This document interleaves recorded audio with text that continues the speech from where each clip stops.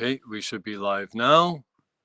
And we're going to have a little bit of a delay. Got to just wait for this to go live over here on Instagram.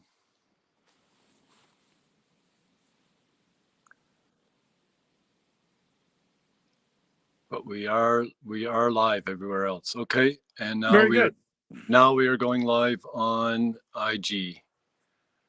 Tracy, you have to pull up Instagram because I cannot see it. I have it here. And listen, only ask questions that pertain to Sheen. Okay. And if there's anybody being silly, you just delete them. Do you hear me? It's not letting me see the live. Oh, there it is. Okay. Now we're live. Now on the Instagram, you're just a black screen. For some reason. Weird. That's so bear with us, folks. We just got some technical can people stuff. Hear us? Oh, I can see you on here. Okay, you can see me on Instagram? Yeah, I can, yeah. Okay. It's just not showing it from my computer. Very weird. So if everybody sees this okay and hears this okay, just give us a thumbs up because we're having some kind of technical difficulties. My camera on my computer is not working. It's working. The streaming thing is not working right on certain platforms, and so I'm having to use my cell phone as my camera. So it may look a little odd, but that's okay. Hopefully everybody can hear us. Yes, they can hear us. Working well on YouTube. Thank you very much, everyone. Good, thank you. Perfect. So so the purpose of this live stream is and we're going to do a lot of these. We're going to do this often. Is so the customers can ask questions on how to do certain processes or etc. So basically what we did is we put out a post a couple of days ago, and it was of some high sheen boards. Matthew, you can show them. Go ahead, pop them up. I can show them. Well, hopefully all this works. And it's a question we get often a lot when we post things on social media. You know, there's a misconception about Odie's oil and oil finishes in general, but really Odie's for the main part, that you can only get a matte finish. And when we post things with high sheen, some people will freak out. I can't do that. That's impossible. Some people don't want to believe it. Some people ask us how we did it. So here we are. We're going to go ahead and show this to you and go over the processes on how to do this. And many of you have asked questions. We asked people to send us their questions via email. You can ask questions tonight, but I would like everyone to keep their questions sheen specific, meaning whether it's a matte, semi-gloss, gloss, whatever you want to get. I want you to keep these questions specific to the discussion we're having tonight. And there'll be other times where we can ask other questions. So we're going to do this often, like every week. We're going to go out and put out a whole new, post and do a live stream and explain how it's done and take questions from our viewers. And look at that piece of wood. That is beautiful. Is that Shedua, Matthew? That is actually bird's eye maple, but it's got some kind of funky stains and stuff going on there. It kind of looks like Shedua. Beautiful. Bird's eye maple. Yeah, it's bird's eye maple, but it's gorgeous. Did you put a stain on it? Yeah, that had a stain, a black stain that I then sanded back to reveal some of the natural color of the wood again, and then finished with the Odies. All right. So what I'd like everyone to do is to save their questions for now, okay? Because I have a few questions that came in from customers via email, and I picked specific ones, and ones that I'd like to answer. Some are a little off kilter a little bit, but that's okay. They're good to answer because we get these often, and I want to make sure we address everyone. And then the viewers that want to ask some questions, I'll give a time for that, and hopefully I might have answered some of them already when I start answering the questions the customers sent us. I have them. I'm keeping track of them. Okay, good. Tracy's keeping track of the questions that you guys are putting out there, but try to save them for when we're done here so that I can answer each one specifically and clearly. We're not going to take every question that's thrown at us tonight. We probably don't have the time. And like I said, I want you to keep them specific to our topic, which is How did you get that sheen, whether it's a matte finish or a high gloss? And that's with an opaque stain, a semi-gloss, a transparent stain, or a clear finish. Okay. So from Q&A here from Ian Holton. And I think this guy's from Sweden. I think he's one of our Swedish customers. I'm not sure if he's on right now because I think Sweden's about 6 hours ahead of us. So it's going to be like midnight, or actually 1 o'clock in the morning. Yeah. Could James explain the process of using a high grit paper to go over an oiled or wax surface to achieve an even higher gloss finish? This is what we really wanted to do tonight. So this is a good question. Yeah. Now, let's start with the oil. Okay, wax we're going to put aside for now, and I'm going to explain why I don't really suggest you sanding over the wax. It's just you're gonna have a few issues. You can do it, but let's just put that aside right now.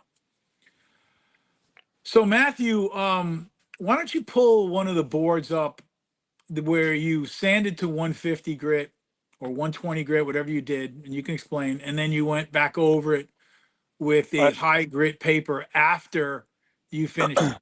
I have an excellent example of that right here, actually, because these two boards were the same.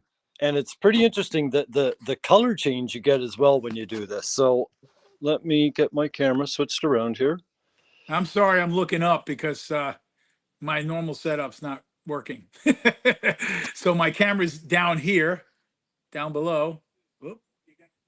And my TV is way up high. Okay, so what's going on. we have these two pieces of cherry. Both of these pieces of cherry used to look like this, and this is like a probably a 180 sanding, and it's that's your typical nice satin, low satin sheen. And then what I did was I took that piece and some people call that a matte, the other one, but that's all right. Yeah, a matte. Yeah, it might be. It's like a low satin sheen to me. Like I guess it could be a matte maybe. I call it a low satin, but most people will call it. Some people call it matte. Go ahead, Matthew. So you sanded it to 150. Hold on. You sanded the first one to 150. Is that correct? 150 or what 180 probably. So one or the other. I can't remember. I did these years ago. Many years ago. It doesn't matter. So I want the customers to understand that doesn't really matter. Okay. Now then you applied a coat of oil on it, correct? Yep. Yeah, so that would have been just sanded and finished as normal. Okay. Hold on, we got an echo. Hold on. No, I can't hear you.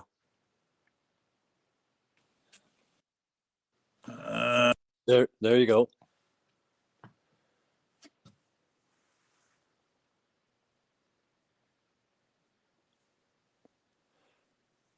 No, I can't hear you now. How am I doing now? Can you hear me? There you go. Yep. Okay. All right. So you sanded the first one to 150 or 180 grit. You applied a coat of regular Odie's oil on it, correct? I think this would have been Odie's Dark. I like the Odie's Dark on cherry, but just the regular Odie's. Yep. Doesn't matter whether you're doing the Odie's Dark, the Odie's oil, or the Odie's Super Duper oil. Okay. Yeah. So now he realized that, hey, I want more sheen. This is not good. I really like to see this in a higher gloss, like a gloss finish. Now, how did you do that? So this was just simply burnished with a 4,000 grit pad and another application of oil. And I happen to use this thing, but you don't need a sander like this. You can use a normal sander. And that's actually the 4,000 grit pad on there.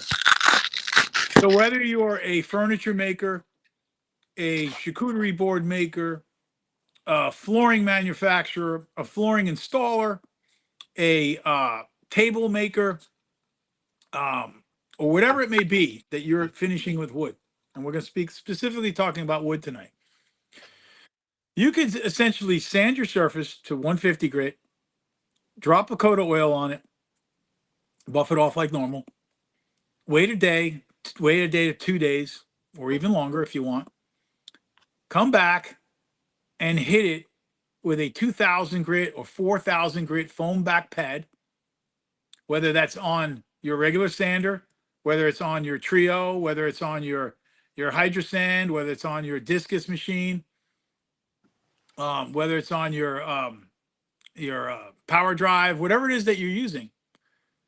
And you can, and that's for floor professionals, or if you're a table manufacturer, furniture maker, whatever, you use your regular sander and you hit it with your 4000 grit pad or your 2000 grit pad, and then put a light coat of oil on it again, and you've got that high sheen. And that looks like you might have put 4 or 5 coats of lacquer on it, Matthew. It does, and it feels like it too. It's like it's so glassy and just silky smooth feeling, unbelievable. It feels better than 4 coats of lacquer. It does, yeah, it does. So very easy to do. So when people say, I can't get that sheen, well, this is why. This is a simple step. This is an easy way of doing it. Now, there are other ways to do it. You could, the sheen there is beautiful, and the sanding's really good because Matthew knows what he's doing. But if you really looked at it close, Matthew, you're going to see any of the scratch patterns from your lower grit sanding? I don't think so. And maybe the reason why you don't, if you looked at it really, really close, but even with a 150 or 180 sanding, I'm obsessive with those sanding grits. I typically don't see any visible pigtails, right? With the pressure and the sandpaper and the technique. Plus, the oil itself actually has a tendency to fill in all that and literally get rid of it. So when you hit it again with your 4000 grit pad, you're getting that sheen. This is kind of like coming back over a lacquered surface and sanding with a high grit paper. Yeah, very similar. So you actually, this is just one way of doing it. You can actually sand in between coats with Odie's. And Matthew, you could probably take that up even higher if you put a higher grit paper on now and did it again. And this is easy to achieve. This was a simple, it's a cheat. A 3-step process. Very simple. Yeah. It is a cheat, but it's actually a good way of doing it. It is. The other way of doing this is doing all your sanding up front. And, it's kind of a foolproof way of doing it, but the issue with doing all your sanding up front is it takes a lot more time. So Matthew could essentially go, from 60 grit all the way up to 1000 grit or 800 grit and not skip any grits and just get perfection and a beautiful sanding. But that's not always practical, especially if you're a flooring installer. If you're a flooring installer, you don't want to sand to 800 grit and go through all the grits. You want to stop at 120 or 150 grit and put your finish down, because you'll be there all forever, sanding floor that high, up to 1000 grit or 800 grit. So this cheat works amazing. And it's also really nice because when you have a client that told you they wanted a matte finish or a or a satin finish, and then they see the floor or they see the workpiece or they see the table or the bowl or the piece of furniture you made for them, and they say, I was over my friend's house, Mrs. Schwanson's down the street, and she had a shiny floor or she had a shiny table, and I really liked it. I want mine to be shiny. I know I had told you to do it, Matt. Well, you can say no problem. You can adjust it on the fly. Come back the next day, hit it with a 2000 grit pad or a 4000 grit pad on your machine. Put another coat of oil on, a very light coat, almost nothing, really. Almost like nothing. a wax coat. It's almost like you use just like a wax coat of it, just a tiny little bit. Put it on, buff it off, and you literally have instant gloss. That is like unheard of, and with any other finish. So this is how easy it is to do this with Odie's. And those of you that are watching and those of you that are here and want to know how we got that sheen, this is probably the fastest and best way to do it without any fuss. And then you can start adjusting things from there.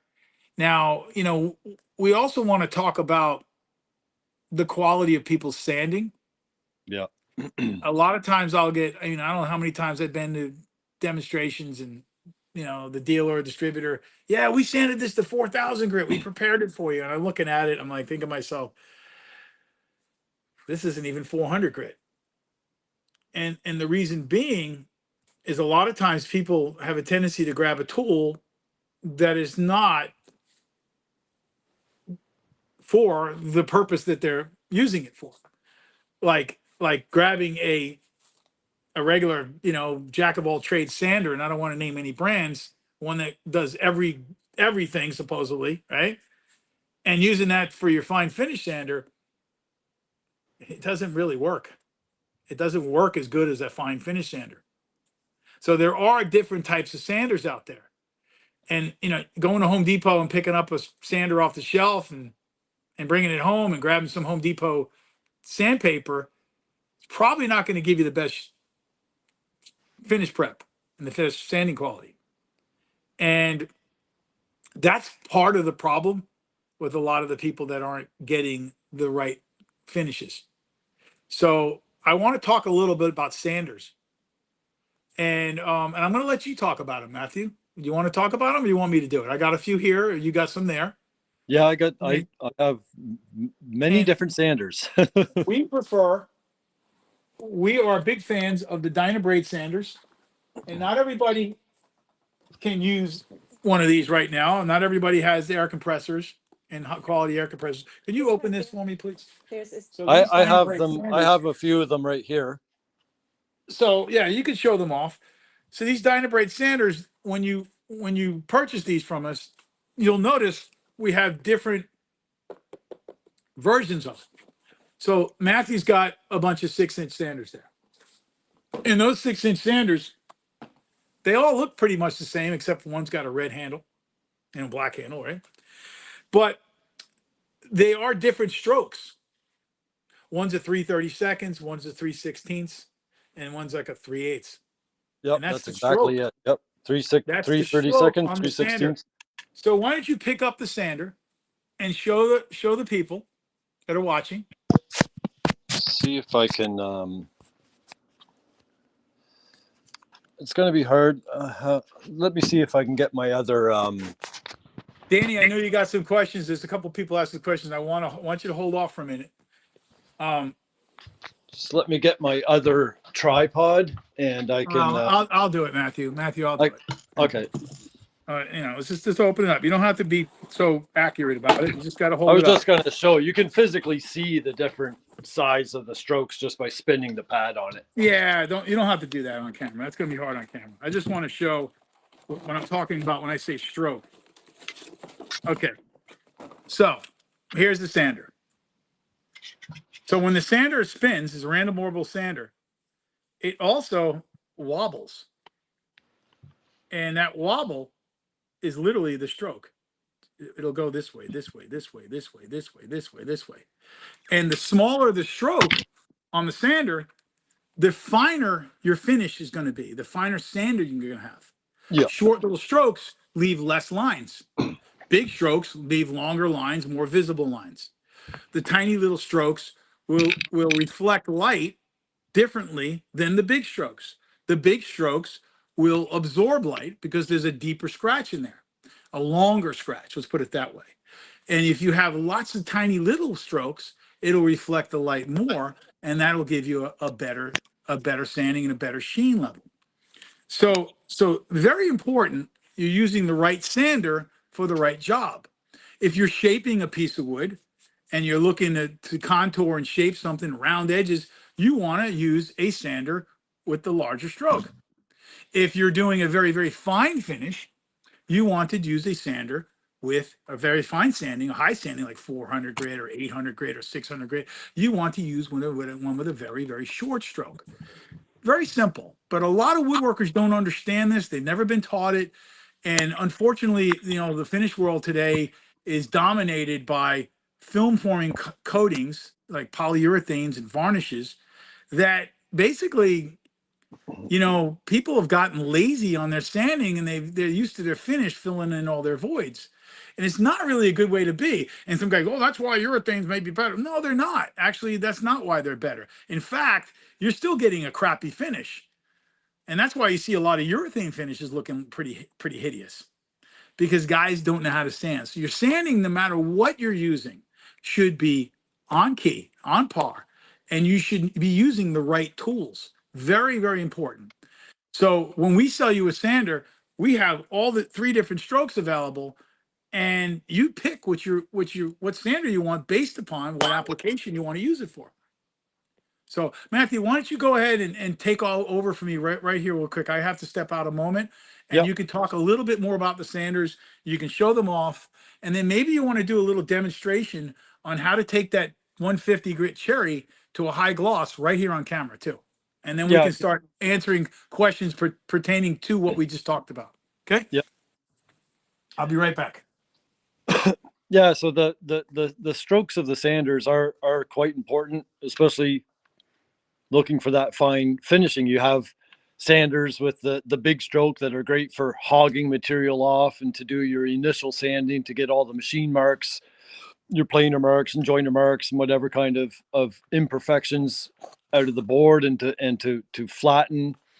And there's more than just the stroke of the sander. There's also the density of the pad in which the sandpaper sticks to. You have hook and loop, and you even have like the peel and stick pads. The peel and stick pads, I used to use them, but I don't like the sandpaper so much. But they even give you a finer finish because the peel and stick pad doesn't have all the little hooks and all the little hook and loop, and the backer of the sanding to stick to that hook and loop. You have a lot more cushion there, so it will dish out and find those peaks and valleys of your surface and accentuate them sometimes. So I always try to go for at least a medium pad or a hard pad that's going to give you a flatter finish. Dust collection is very important. You want to make sure that you're extracting all that dust away from your surface as you're sanding, and not just the dust of the wood, but you also want to make sure that you are removing any of the grains or remnants of the sandpaper before you go to your next grit. If you sand with 80 grit and switch over to 100 grit, and you still have, your sandpaper wears out. And if you have granules of your sandpaper coming off while you're sanding, and then you switch up to a next higher grit with some of those still on your surface, you're going to get those sanding scratch patterns. So you want to make sure you have good dust extraction. Make sure you're cleaning off your surface in between grits if you want to be very, very particular. Those are all important things. It's a number of little things that you can do that will improve your final finish of your piece. And with Odie's and any finish really, sanding prep or the preparation of your surface, even hand planing or hand scraping, it's really the most important step to It sure creating is. that beautiful finish. It sure is. Now there are other people on that are advanced guys that understand this, and we don't want to push too hard on it. But very important. If you'd like to learn more about the sanders, the different types of sanders and what they're used for, you can contact us. We'll go over it. We'll talk about it. There's a lot of information. There's books on it, etc. Educate yourself. But the reality is, you're sanding with a high grit paper, you want to use the shorter stroke. You're sanding with a very coarse grit paper, you want to use Bigger the stroke. longer stroke. Yeah. And if you want something right in the middle, you can go with the 3/16, and that'll put you right in the middle. Now, not everybody can afford all the different sanders and all this and that, but they're really not that bad. These little sanders are like $200. What are they, like 200 something bucks, $250? 200 something bucks. Yeah. The 316s, the one right in the middle for like in my younger years of woodworking, that's all I had. That I made it. It's aggressive enough to do, hog off some material, and it's fine enough to give you a good sanding. Some of the other, All right. electric sanders, they come in a 5 millimeter stroke and a 2 millimeter or 2.5 millimeter. It's nice to have both, but sometimes you can only afford one. But then it comes down to technique as well, and the quality of the paper. And I'm not a big fan of these sanders that you turn the dial and you got this, you got that. You know, it's jack of all trades. No, no offense, but they're okay for contractors. They're okay for, you know, close enough for government work. You know, that's good enough for a construction site or you know, a quick project or a low standing. That's fine. But if you're going in your really high standings, you want a higher quality. Now, Yeah. if we're talking to floor guys, you know, a trio, a hydrosand, a discus, or a power drive, or whatever your flavor is, you're gonna be fine. You're gonna be just fine. Especially if you stop at 120 grit or 150 grit, and then you decide you want to get a high, you know, get a really high gloss or high sheen out of it. You can just put some, you know, 2000 grit or 4000 grit foam back pads on your planetary sander. Go out there, hit it really quick. It's like a light buffing, and then you go back and hit it with some oil, a little bit of the oil, and bam, you got a high gloss, and you're gonna blow your customer's mind. That is like the holy grail in flooring. You know, my previous history is all in the flooring industry, and that's almost impossible doing pretty much any other finish out there, and that fast as well. Matthew, show him, show everybody the opaque stains that you turned into look like a gloss, like a high. Yeah, Like a I high only gloss have lacquer. one here because I sent some of them over to Paul To to Paul, give. yeah.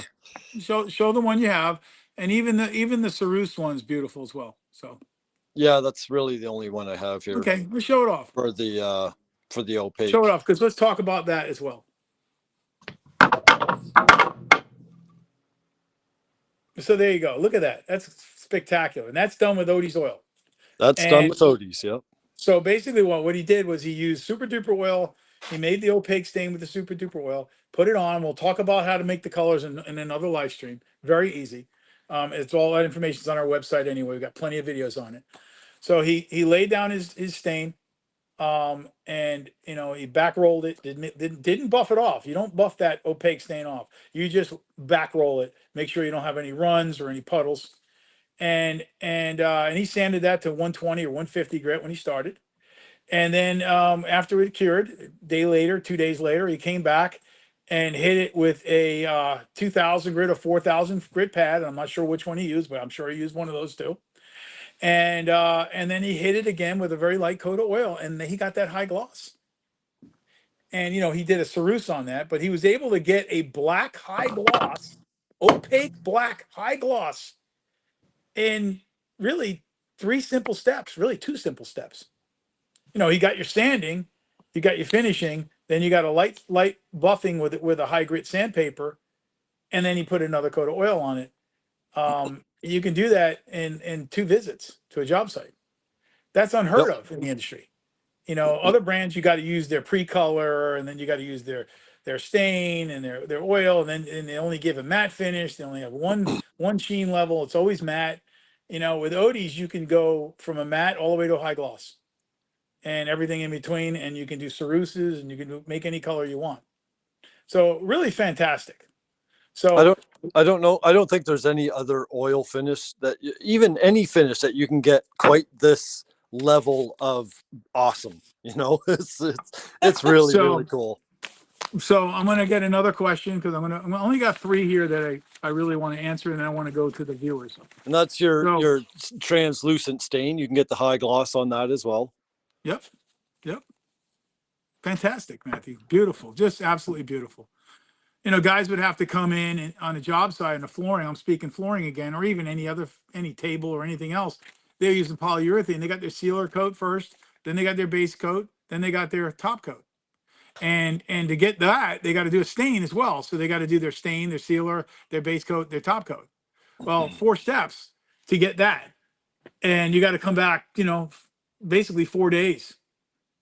With the Odie system, you do it all in 2 days, and basically 3 steps, 2 or 3 steps, all done in 2 days. Okay. Good morning. I'm glad you're doing this. I wish more companies would do this with their products. I do have some questions. Hopefully you can answer tonight. And this is Adam Smith. Well, thank you for asking your questions, Adam. Excellent. He's on YouTube. Good. Excellent. So yeah, Sheen, do tell how to make a matte or low luster sheen with the super duper oil and the original oil. Well, I hope we answered it right there. Now, you know, with the super duper oil, if you're going to do your super duper oil coat first, that's fine. Super duper oil is more like a Danish oil format. It's completely, it's different than a Danish oil, but it's used much like a Danish oil, and far superior to any Danish oil out there. But if you want just a matte finish, sand a 120 Super duper. grit. Yeah. Just put a coat of super duper on, or 150 grit, or even I ha- 100 grit. Depends on how matte you want it. Lay the super duper down, and you got a beautiful, beautiful, beautiful finished piece. That's that simple. If you're trying to get a high gloss or a higher gloss out of it, or higher sheen, um, you could do the trick we just talked about. You could basically, you stopped at 150, you got a matte, or 120, you got a matte, hit it with a 2000 grit or 4000 grit pad afterwards, and lay a light coat of oil on, like I said, almost nothing of the regular Odie's oil, and bam, you got a high sheen. You got a high So gloss. these pieces are just sanded to different grits and just one coat of Odie's. That's your 120 sanding. That's a very, matte finish. Just Yes. a nice natural matte finish. I like it. So, sometimes it's not all about that super high sheen. Sometimes you want that low matte finish. 120 grit, 150 grit, coat of super duper. That's your 320. So you got little more sheen there. That's a little more. Just the higher you sand, higher sanding again, and then higher sanding again. That's just sanding and one coat of finish on each of those. All right. All from the same piece of Matthew, wood.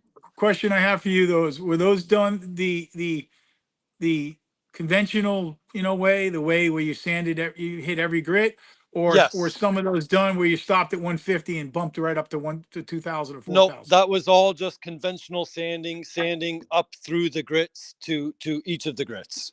Okay, so that's another way of getting that sheen, and there's other ways to get the higher sheen as well, but those are the two simplest ways to do it without any confusion for those that are new or novices or newbies to Odie's, or even guys that just are exploring the whole sheen thing now with Odie's. They're so used to using it and using it one way all the time. Well, now they can start exploring. So those two ways of doing it are quite simple, very easy. And for most of you, I actually think the way of sanding in between coats, you know, might be the easiest way for some of you to do it.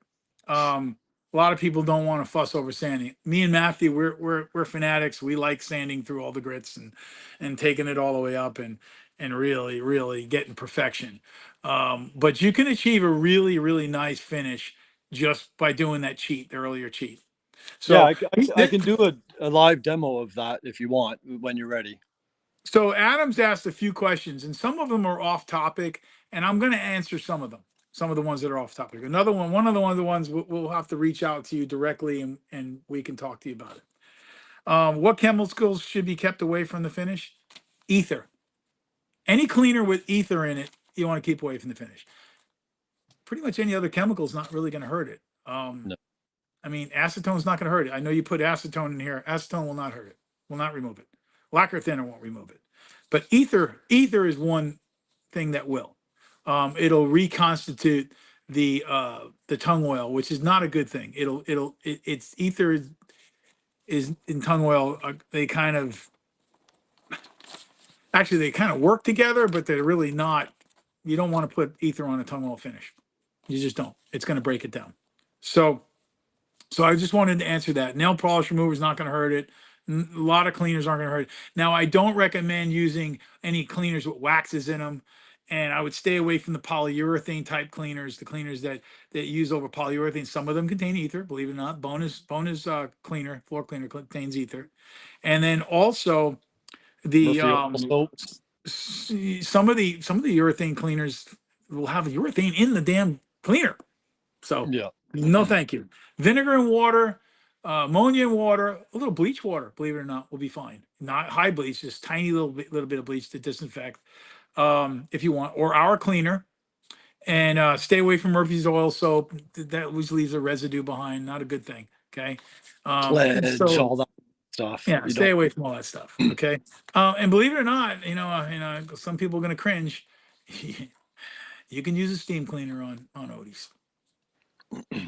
I use a steam cleaner on my Odie's finishes and not a problem. Been doing it for decades. So I tried blocks. Okay, so usually okay, that's done. So I want to Adam, thank you for answering your questions. Um, the Now, Adam, for those, your last question, Adam, I want you to reach out to us because you're doing something wrong. Matthew will be glad to teach you with that. Okay. So yeah, now I tell want to him go on to. to I want to go on to these. What's the matter, Matthew? I was just gonna say, tell him to email with his info, and I'll give him a call. Yes, yes. Okay, so Barry Sander, how to achieve a high sheen without sanding to a very high grit. Product sequence, wait time between coats, face grain, and end grain. So Barry, I hope we answered your question in the beginning. Those two ways, the cheat way, sanding to 120 grit or 150 grit, I would go to 150 and maybe even as high as 180, and then hitting it with a 2000 or 4000 grit pad after you finished it with one coat. So sand to 150, 120, 180, put your froze coat on, buff it off, let it cure for a day or two, come back, hit it with a 2000 grit foam pad or a 4000 grit pad, and then put a very light coat of oil on, and bam, instant sheen. You're not, getting a sheen without proper sanding. It's not going to happen with anything. You might get a fake sheen, but you're going to see the defects if you put a high gloss poly over really garbage sanding. So you really still need to get good sanding. You just don't have to go through all the grits all the way up to 1000 or 4000. Okay. I don't really see the point of sanding over 800 grit on a piece if you're going to go through all your grits, because if you're going through all your grits and you make it up to 800 grit and you do it the right way, you're going to have a high gloss, period. Yeah. There's no reason to go any higher. Okay. Could James explain the process of using high? Okay, I already did this. Oh, the wax surfaces. Let's go back to Ian. I don't recommend sanding wax. You can do it. You can use the cheat on the wax, but I really don't recommend sanding just wax because you're going to clog your paper pretty quick. But you can get away with it. There's ways to do it. You got to take your time. You be cautious, and you might even want to add a little bit of our solvent and wet sand with the Okay. solvent. And if you're finding your paper's getting clogged because of the wax. So now I want to go to people's questions online. So I've got my YouTube ones here. Tracy's got the Instagram ones, right? So I'm going to go with the YouTube ones. That's this use of butter and achieve high gloss. So pretty much any of these processes we talked about, you can do and use the butter to go over the top. I really, I don't really want to get too deep into the butter and the wax right now, but I'll touch on it. You could sand a 220 grit, put your Odie's oil on, your super duper oil, and you can layer. But you first need to understand the Odie's oil and the Odie's super duper oil before you start digging into the wax and the butter and starting to layer. So if you're going to take that approach, it is a wonderful approach. It's what me and Matthew actually prefer doing. It's what I've taught Matthew to do years ago, to go through his grits, get his sanding properly done through each grit, and then add your oil, or your super duper oil, then do a coat of oil the next day, then do a coat of the butter the next day, and do another coat of the butter and then the wax. Well, if you layer your finishes over 24-hour period times, so 24 hours or longer, you're going to start doing what's called a micro build. Micro building. And what's going to happen is your first coat is going to bond to the wood, and your second coat's going to bond to your first coat, and your third coat's going to bond to your second coat, and all the way up to as many coats as you want. And you'll start getting this micro build. And it is a really, really nice finish. It is a beautiful finish. It has a nice tactile feeling. But it's not that difficult. But I still want you to learn. You still need to learn how to use the oils first before you start diving into the butters and the waxes. This is why I don't want to dive into those right now. If you're a flooring professional, you don't even have to worry about the waxes or the butters. You really don't. Even if you're a table manufacturer, you really don't have to worry about the waxes and the butters until you start getting into some really, really high end, really high sheen and really fine finishing. And, you know, I made a table for a very, very famous celebrity musician. And I wanted that thing to be perfect. And I wanted it to just look beautiful. So what did I do? I used super penetrating oil specifically for this piece because of stability things I wanted to add to it, and then also for color, mainly for color. Then I went ahead and did Odie's oil. Then I did the Odie's wood butter, and then finally, after the piece sat in my building for a little while, and I knew the finish was right and beautiful, and it was acclimated and cured completely, I did a coat of wax, and that was a beautiful, beautiful piece. It was like a museum piece. If you're really obsessing, you know, and you really get good at your oils, your oil for previous the original oil finishes with Odie's, you could advance to the butter and the wax, and that's fine. But and it is another way to build sheen. So yes, you can do it. But right now, I want you to master sheen with just the oils. Yeah. And once you figure out how to master the sheen with just the oils, then you can graduate into the butters and the waxes, and you'll get to see how that adds extra dimension to your piece. So Odie's is not just about putting finish on and you're done and walk away. Odie's is about, how can I say this? You look at your piece, you pre-visualize what you want it to be, and then you can take it through these different steps. And each one of the finishes, they have subtle differences. And, you know, I made each one of these finishes specifically to satisfy my needs and my desire to get different types of tactile feeling, different looks, different species, how to accommodate different species and different sheens, different color, depth, chatoyance, all that. So with Odie's, you have ultimate control. You can pretty much take a piece of wood, look at it, and decide what you want it to be. And you can change the look of that piece of wood completely. Like Matthew just did there. He had a piece of bird's eye maple, and here I am. I'm a wood guy. I'm a wood expert. You know, that was my profession for many decades, several decades, and I'm asking if it's Shedua. Does it look like Shedua?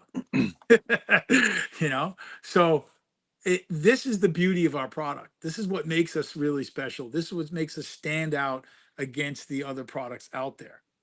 Now, it could be as simple as you want it to be, and you could be as complex as you want it to be.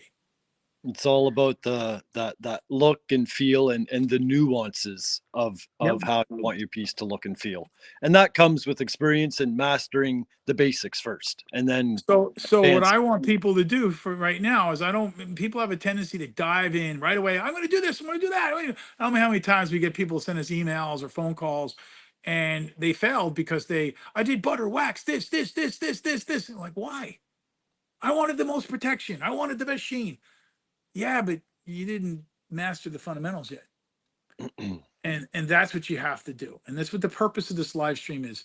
There are things that you need to master first. And really, the first thing before you even finish anything, the first thing you need to understand and have a decent understanding of is finish prep. Finish prep, yeah. And then you also need to decide what you want that piece of wood to look like. You know, my background, I went to college, fine art school for photography and fine arts. And you know, one of the phrases we used to use, a word we used to use in photography class was pre-visualization. It wasn't a word, you know, up until Ansel Adams basically coined that word. And he pre-visualized what he wanted a photograph to look like. So he would look at a scene. In this case, we would look at a piece of wood or a floor or a table. And you pre-visualize what you want it to be. What do you want it to look like? Do you want to change the color? Do you want it to have a high sheen? Do you want it to be a matte sheen? Do you want to accentuate the chatoyance in the wood? Do you want it to have a lot of texture? You know, what do you want to turn this piece into? And then when you pre-visualize, you make a plan. And you make a plan on how to achieve all that the piece that you pre-visualized. So that plan may include a multitude of steps to get there. It might include just 2 steps. So as a woodworker or an artist or a craftsman or whatever you want to call yourself, or even a maker, if you call yourself a maker, whatever it is that you call yourself, you need to have some basic understandings of the tools of your trade and the steps you need to take to get to your desired result. And in this world, everybody's in too big of a rush, and everybody wants instant gratification, and that doesn't always work out well. And we can see that often. So my whole thing of this whole purpose is here to teach you guys about sanding, about finish prep, and about some of the steps you can take with Odie's to achieve the different results you want. So I was Well, a big on. Go ahead. The very simple kind of cheat of sanding to the 150 or 180 and then doing a coat and then burnishing it with the 4000, that's going to teach you how good your 150 or 180 sanding was. Because like if you skip grits or didn't get all the sanding scratch pattern or the machine marks out, it's going to highlight itself very, very quickly, right? Yeah. Yeah. So let's talk about another thing. Not only do your machines matter, your equipment matter. You want to make sure you have quality equipment. It's maintained well. You know, I mean, you can have the greatest sander in the world. You can have the best drum sander ever made. And if your drum is out of round because you abuse it or you don't know how to use it, you're going to destroy the floor. You can have the best belt sander in the world. You don't know how to use it, you're going to destroy your piece of work. Or you can have the best, random orbital sander made, which I believe this is it. One of the best ones out there, period. Okay. Dynabrade makes fantastic sanders. That's why we carry them. And you don't treat it right. You don't properly maintain it, and your backer is destroyed. You're going to get garbage sanding. Not only does your tool matter, but the media. Uh-oh. We lost James. Let's see if we can get him back, folks.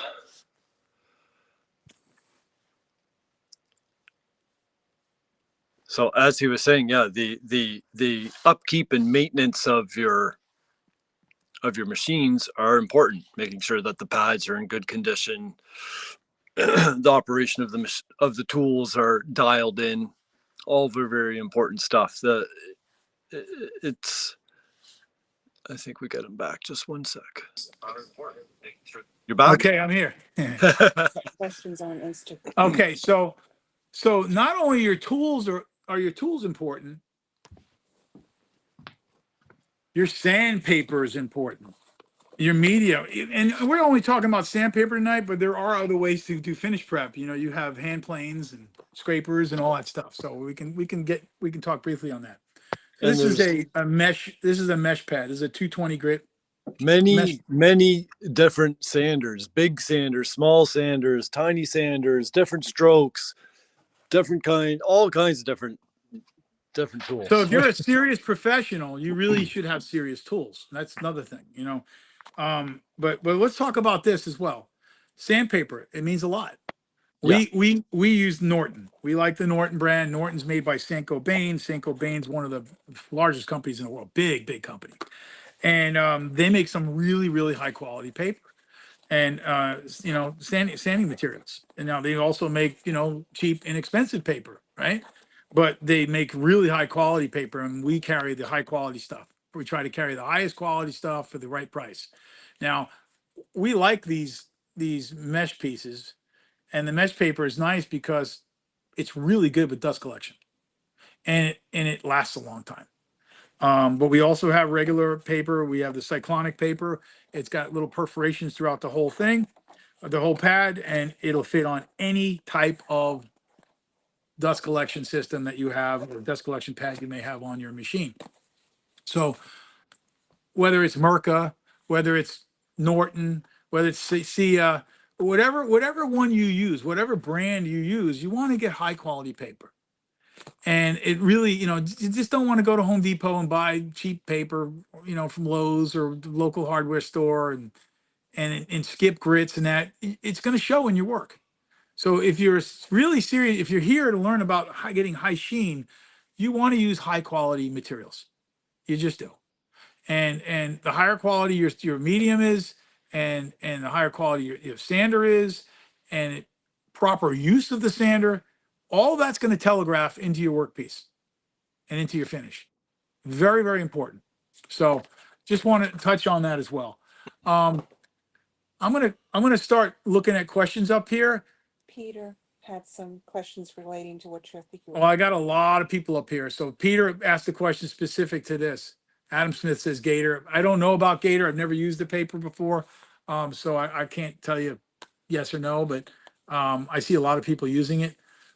So anyway, if using the 120 Odie's 4000 grit shortcut for gloss, would you take so much off with the 4000 grit that it would remove pigment in the first coat? So good question. Good question. And no, there's no reason to sand that much where you're taking the pigment off.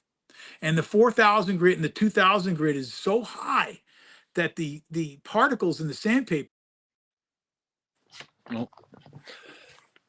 they're not going to affect the pigmented stain. Okay, so Yeah. Matthew, you can touch lightly on this for Peter, but not something you really should worry about if, as long as you're not digging in and over sanding. You don't want to over sand when you're doing this 4000 grit or 2000 grit sanding. Go ahead, Matthew.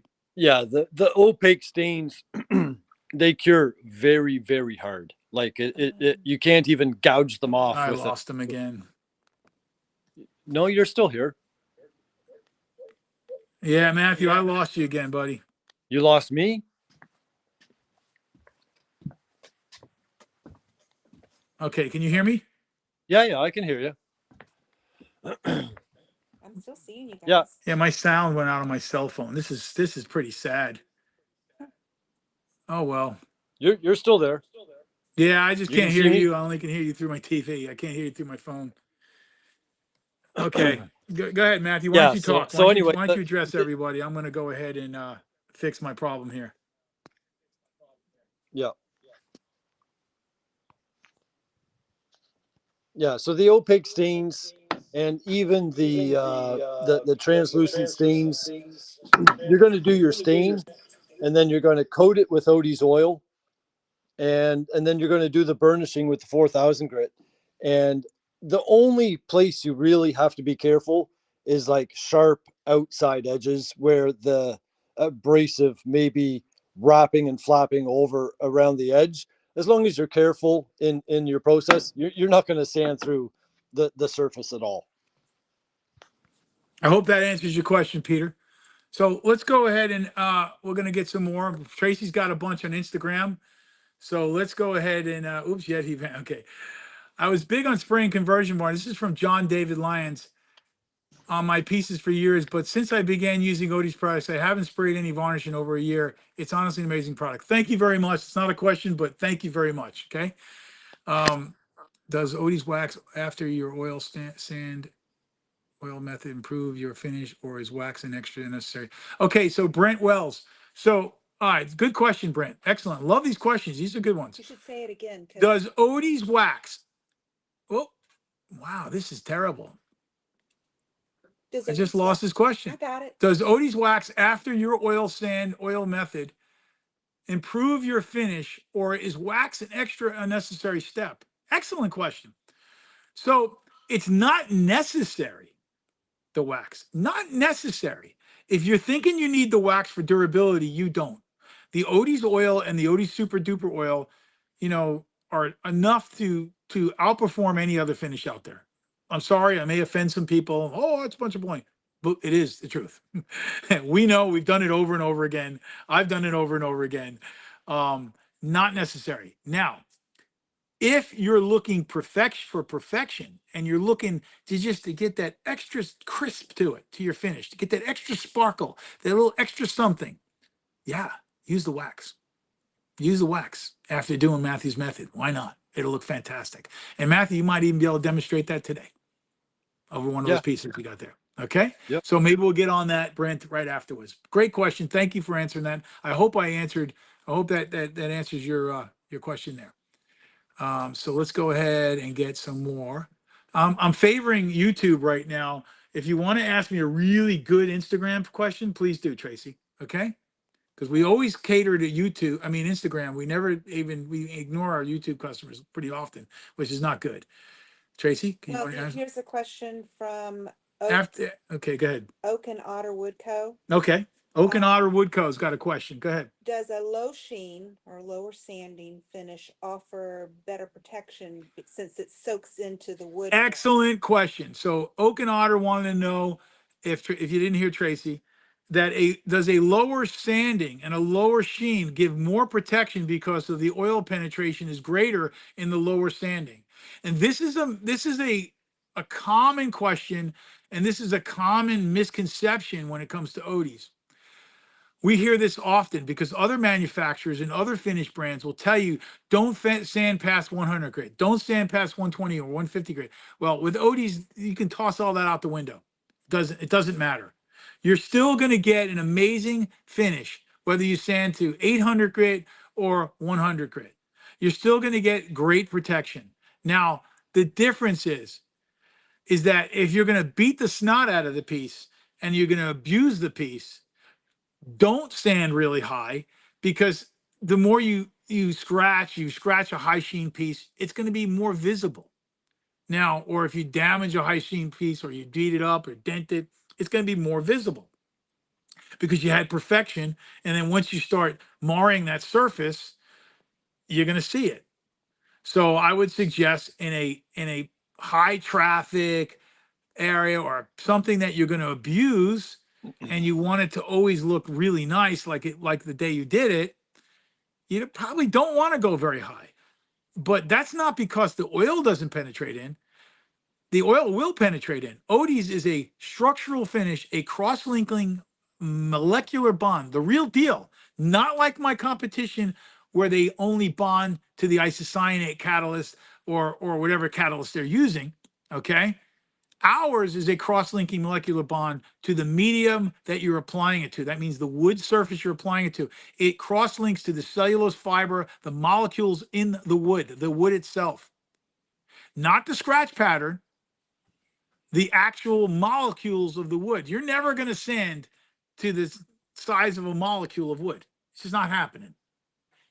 Okay? So Odie cross-links to the molecules of wood. So no, it is not going to give you more protection by sanding lower. It is not. In some cases, lower sanding might not give you as much protection, because when you spill paint or grape juice or whatever it may be, you got more surface area and you got a more porous surface on a lower sanding and more area for calcium or whatever it may be, water spot calcium to hold on to, or paint to hold on to. Okay. Odie's, and people that use it with success know it's waterproof. No, it doesn't water spot. It doesn't stain easily. You can't, it's very difficult to stain it, to get anything to stain it. But if you sand really low, you might find that something with color or oil or paint or whatever it may be may have more things to grab onto, might have a more porous surface to grab onto. So no, lower sanding is not going to give you more protection. It's just not. It's going to give you a different look. It's also not making the oil's not penetrating more in a lower grit sanding. It's not penetrating less in a higher grit sanding, but a lower grit sanding, again, even with that more surface area, it does have more surface area for the oil to wrap around too in a lower scratch pattern, but it's not penetrating deeper. It's just more surface area for the oil to grab onto as well. And you'll wind up using a little bit more oil when you have a lower sanding. Yeah. Okay. Paul, our flooring expert, out there training people right now. He's out going around the country training. He was just talking to me about a job they just did up in Washington where it was wire brushed and circle sawn and all this stuff, and had all this crazy texture. And he's like, man, we used a lot more oil than we normally do. I said, yes, of course you did, Paul, because of all the texture that's in that piece. You have a greater surface area. And you have more surface area, you have more molecules available, okay, for the oil to bond onto. So you're using more. So I hope that answers your question. That was the guy, Oaken. Yeah. I hope that helped him. Okay. After you sand oil, saying how you prep the wood for a second oil application. After you sand oil, sand, how do you prep the wood for a second? So this person wants to know, and this is Noki Stir 2, YouTube. and on YouTube. How do you prep? Well, your second sanding. So let's say you sanded to 150, you oiled, and now you want to come back 2 days later or whatever it is, and you want to go ahead and bring it up to a higher sheen. Well, you can hit it with that 2000 grit or that 4000 grit pad lightly, and then put your oil on. You're done. That's your prep. That's it. That's it. That's it. There's really nothing special. Okay. And I just wanted to mention too, like, the level of the abrasive that you use between that first application and your second application of oil for stepping the sheen up. It doesn't just have to be a 2000 or 4000 grit pad. If those are for like getting real high sheens, but sometimes I'll use the ultra fine gray pad or the micro fine gray pad and just do a Right. quick in between coats just to step that sheen up a little bit, and So make slight adjustments. You can turn it into any sheen you want. back in the day when I was teaching you, that was the way I got you to step it up a little more when you Yeah. wanted to step it up. But over the years, you learned that, well, I can hit it with a higher grit pad. Why not? Yes, of course you can. Now we got another really, really good question from somebody, and I'm glad this person asked this question. Okay.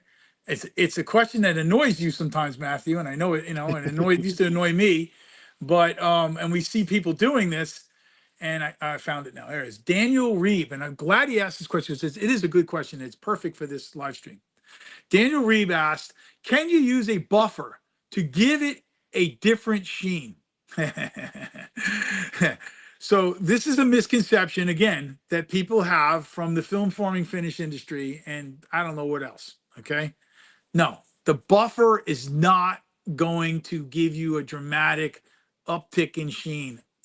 It will in some cases, but sitting there and buffing a high-speed buffer, I sanded the 150 grit and I buffed the hell out of it. How come I'm not getting a sheen? Well, first of all, your finish prep has to be right.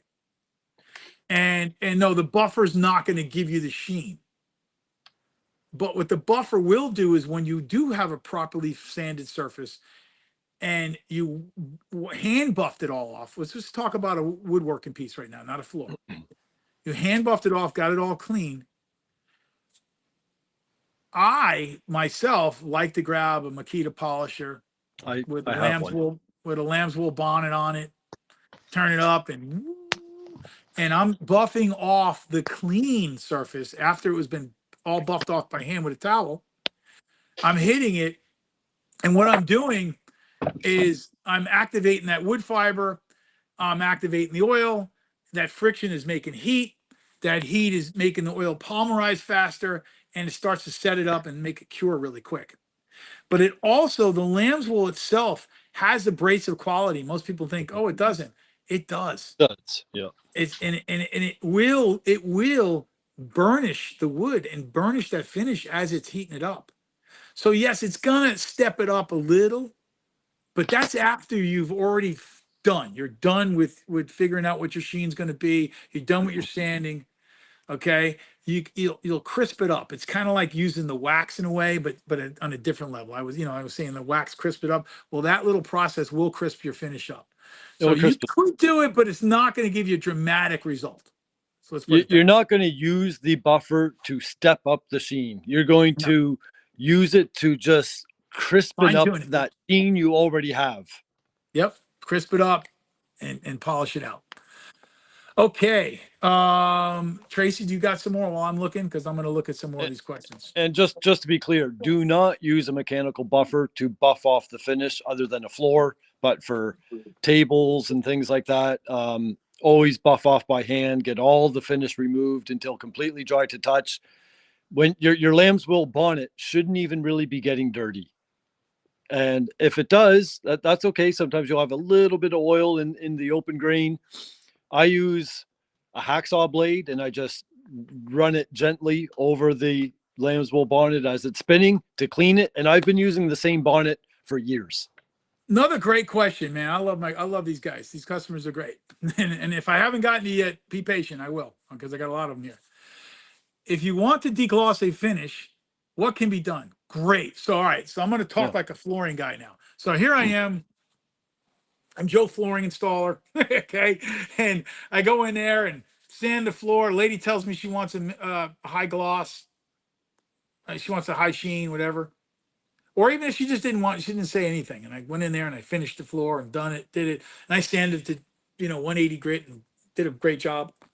And with flooring machines, you can get a higher sheen. A 180 with a floor machine, actually, sometimes if the guy's really good, he can get a really nice sheen. Okay. It's different than regular woodworking tools.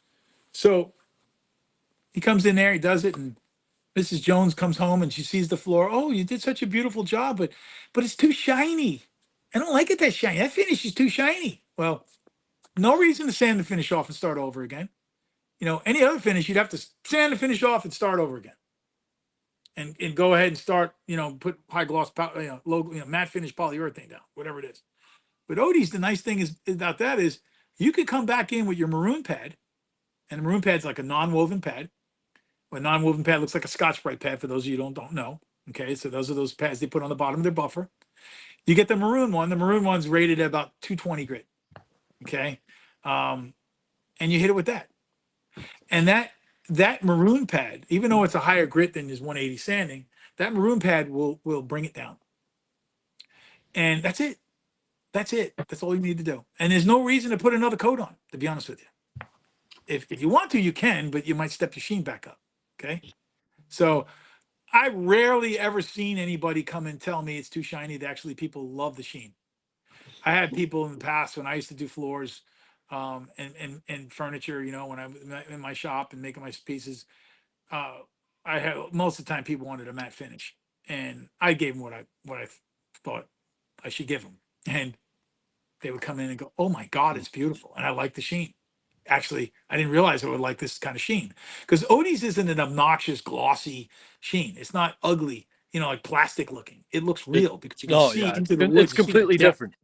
It's completely different. So I always found that my matte finish customers, even when I give them a really high sheen with Odie's, they fall in love with it, and it's usually fantastic. So Yeah. so Even great though this question, though. is a very shiny piece and reflective, but like when you're looking at it, I find like those plastic coating finishes, you see more reflection than, and it kind of hides the actual beauty of the wood. Where the Odie's, you still see the natural beauty of the wood and the chatoyance and all the beautiful things in there Boy, without Peter that. gave us another question, but Peter, you notice the sheens start to get higher right after buffing, but as it cures, it becomes less glossy. When will the deglossing stop? Interesting question, because you To be the got this opposite. wrong.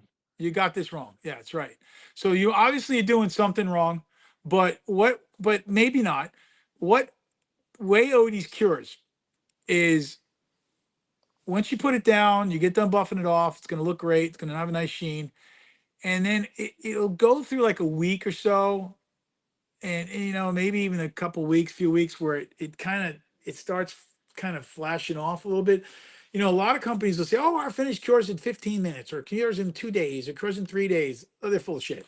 Sorry to say, I'm sorry using the bad word. They're full of crap. Okay, the reality is, just about every finish out on the market takes way longer than you could ever imagine to fully cure. There's a reason why back in the day they used to tell you when you buy a new car, don't wax it for 6 months, because the paint on your car is still curing for 6 months. Just like concrete. Your concrete's cured in the building. You think it's cured. It's hard as a rock. It's still curing for years. Concrete continues to cure forever, pretty much. Okay. And a lot of finishes are very similar, but it usually takes most finishes about 6 months to cure completely, to fully cure, completely done, where they're not changing anymore, hardening and Stable, curing. yeah. Now, yeah, working time. I mean, working cure. Yeah, Odie's, you can get on it right after you buff it off. If you know how to use Odie's on a wood floor, you can buff it off and walk on it right away if you know what you're doing. Some people don't get it buffed off all the way, and it takes longer to cure. But to answer this guy's question, as Odie's curing, it goes through some different stages. So the finish might look like it's changing a little bit. Now, at a certain point, it just gets shinier, shinier, shinier, shinier, shinier. I know for a fact, 6 months later, I come back and the piece is even shinier than it was 6 months earlier. Yeah. A year later, Matthew's pieces are shinier than they were when he first started. Like that chair. That chair is what, 8 years, 7 years? How long have you been doing it? No, You've been in it's that house 3 or 4 years? 3 years. I've been So here 3.5 years. what, about 5 years old, that table? It's That about chair is 5 years old. Yeah. Yeah. Look at it. And Matthew sits in it every day. Has that lost sheen, Matthew? No, it's actually No, gained sheen. it's actually gained sheen. Yeah. So if Peter, if you're finding your finishes are not, or they're getting dull or powdery looking, that means you got too much oil there and you're not buffing it all off. So you can reach out to Matthew as well, and we can figure out what's going on with you. Do you suggest one of your finishes to go on top of a CA finish, such as turn acrylic pens? Yes, you can. You can do that, no problem. And matter of fact, it'll make your CA finish look 1,000 times better than it did. Okay, so easy, easy. I've done it many times in all the woodworking shows. And matter of fact, it fixed the CA finishes. I'm not a big fan of CA finishes, but Odie's goes over the top of them, and boom, man, you get the chatoyance and depth. It's gorgeous. Use of butter achieving high gloss. We'll get into that later. Sharon, good question, but I don't want to get too deep into that. Follow these simple steps that we just gave, and then you can use the butter at like a wax and use very little just to step up your finish even more. So it's not the butter that's going to give you your sheen, your gloss. It's your sanding, it's your finish prep, and very important. So I don't, we went over that. Hopefully you were here earlier. If you weren't, you might want to ask me, tell me you weren't. Maybe And we can reach out to you and help you. This will live on YouTube. It's going to live on YouTube? Yes, Excellent. it does, if she wants to. Catalina Buckley, there is no worries that you will make mistakes with paint. There is no limitations. Just run your test pieces. Oh, she's talking to someone on Facebook. Okay. I got one. Blind On Catalina. So that's a. you want a simple? Yeah. So like I have a question. I guess the sheen differences between super duper, oil, butter, wax. They're is there a difference in the sheen that the finishes themselves produce? Well, let's hold on a second. Adam Smith. No, it's not all prep sanding all before any oil. Yes, it is, but then again, you can oil and then sand and then oil on top. So That was an earlier that was an question. earlier question. All right. Yeah. So you're on to know what the differences in sheen levels between the different finishes. Well, the super duper would be the lowest of the sheen levels. The regular Odie's oil would be the next one up.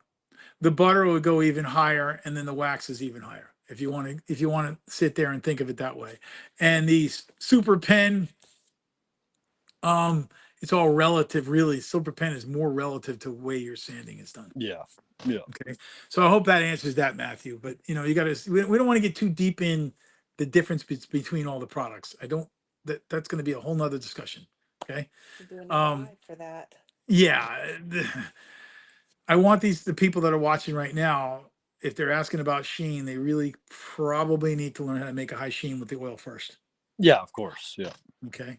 So, do you want another Insta question? Yeah, give me another Insta question. This is Layers Woodworks. Do you recommend using the safer solvent after? Hold on a second. Yara Gaiman, great questions, but this is not about stain. This is about sheen level. So, and ratios and stuff, we're not going to get into that on this. Catalina, you probably should not get into that right now. Okay, not a good place for it.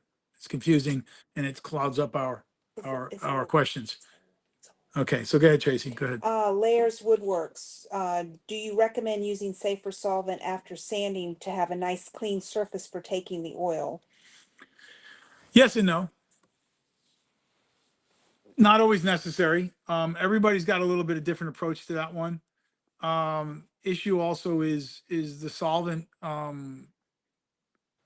It could lift your grain a little bit, the solvent, so you got to be careful. Not always, but a lot of people like to use the safer solvent. It's good to clean the oily woods. It's really good on like woods like rosewood and palfaro and cocobola and ipe and lignum vitae, bloodwood, things that are very oily. And you can basically strip some of those oils away. You got to let that solvent dry out, and then you can come back and then you can oil it.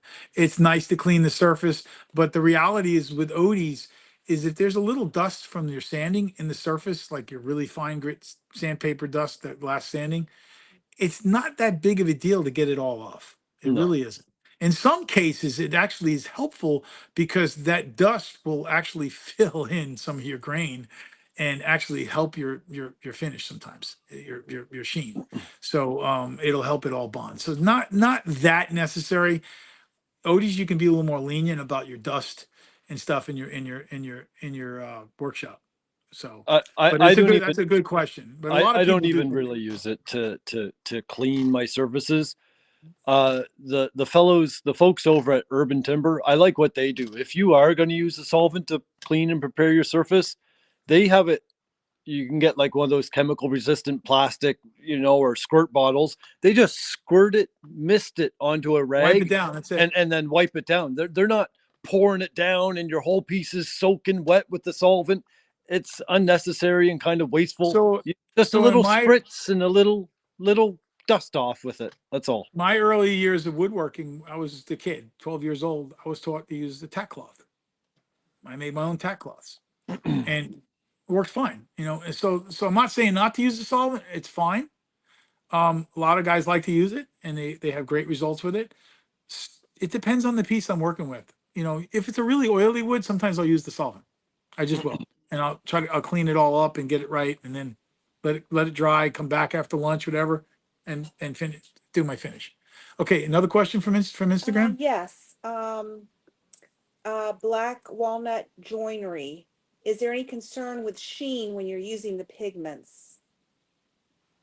And I guess he's wondering, is it a matter of pigment proportion that might affect the natural sheen? Overthinking it. Just don't over you. So black walnut with pigments are the pigments going to hurt your sheen? This and that. Well, first of all, if you're going to take the super duper oil and mix black pigment in with it to make your black walnut really turn black, your first coat is not going to have that high of a sheen. Yes, the pigment itself, the pigment particles will absorb the light, be less reflective of the light on the first coat, and it depends on how you mix that pigment. If you add solvent to it, pigment, solvent, and oil, then yes, you're going to have a lower sheen. If you mix the pigment directly into the super duper oil or directly into the Odie's oil and apply it, you're going to have a higher sheen than if you had mixed it with a solvent, if you did like a 1-to-1 ratio. So yes, it will affect it, but you can always come back after it cures, lightly hit it with a higher grit paper, and re-oil it and get a high sheen again. Like Matthew showed that high gloss black that looks like a lacquer. So Matthew, do you want to elaborate, add to that at all?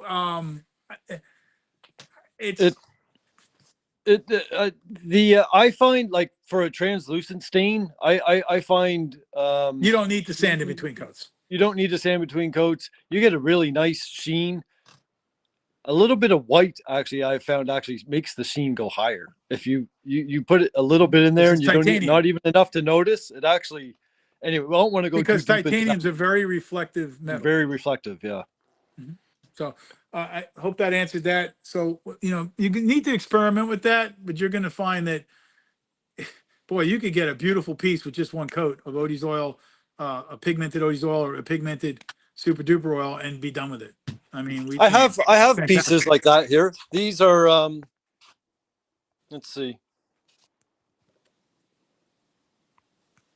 So Danny Patnoff is asking, what application pads are we using after when you were reapplying that second light coat after the sanding? Yeah, so I'm going to answer that, Danny, right now. Go ahead, Matthew. Finish showing what you want to show. Yeah, so this is just one coat of stain. No top coats or anything on that yet. Yep. Just a basic sheen. These are all the samples that I've been doing in the videos. So now, Danny, I could step these sheens up very easily. So Danny, to answer your question, when you're reapplying, what application pad are you using for after you did your first sanding after your first coat, you sanded between coats? what would be the application pad you're going to use? You know, in most cases, just use a white pad in that situation.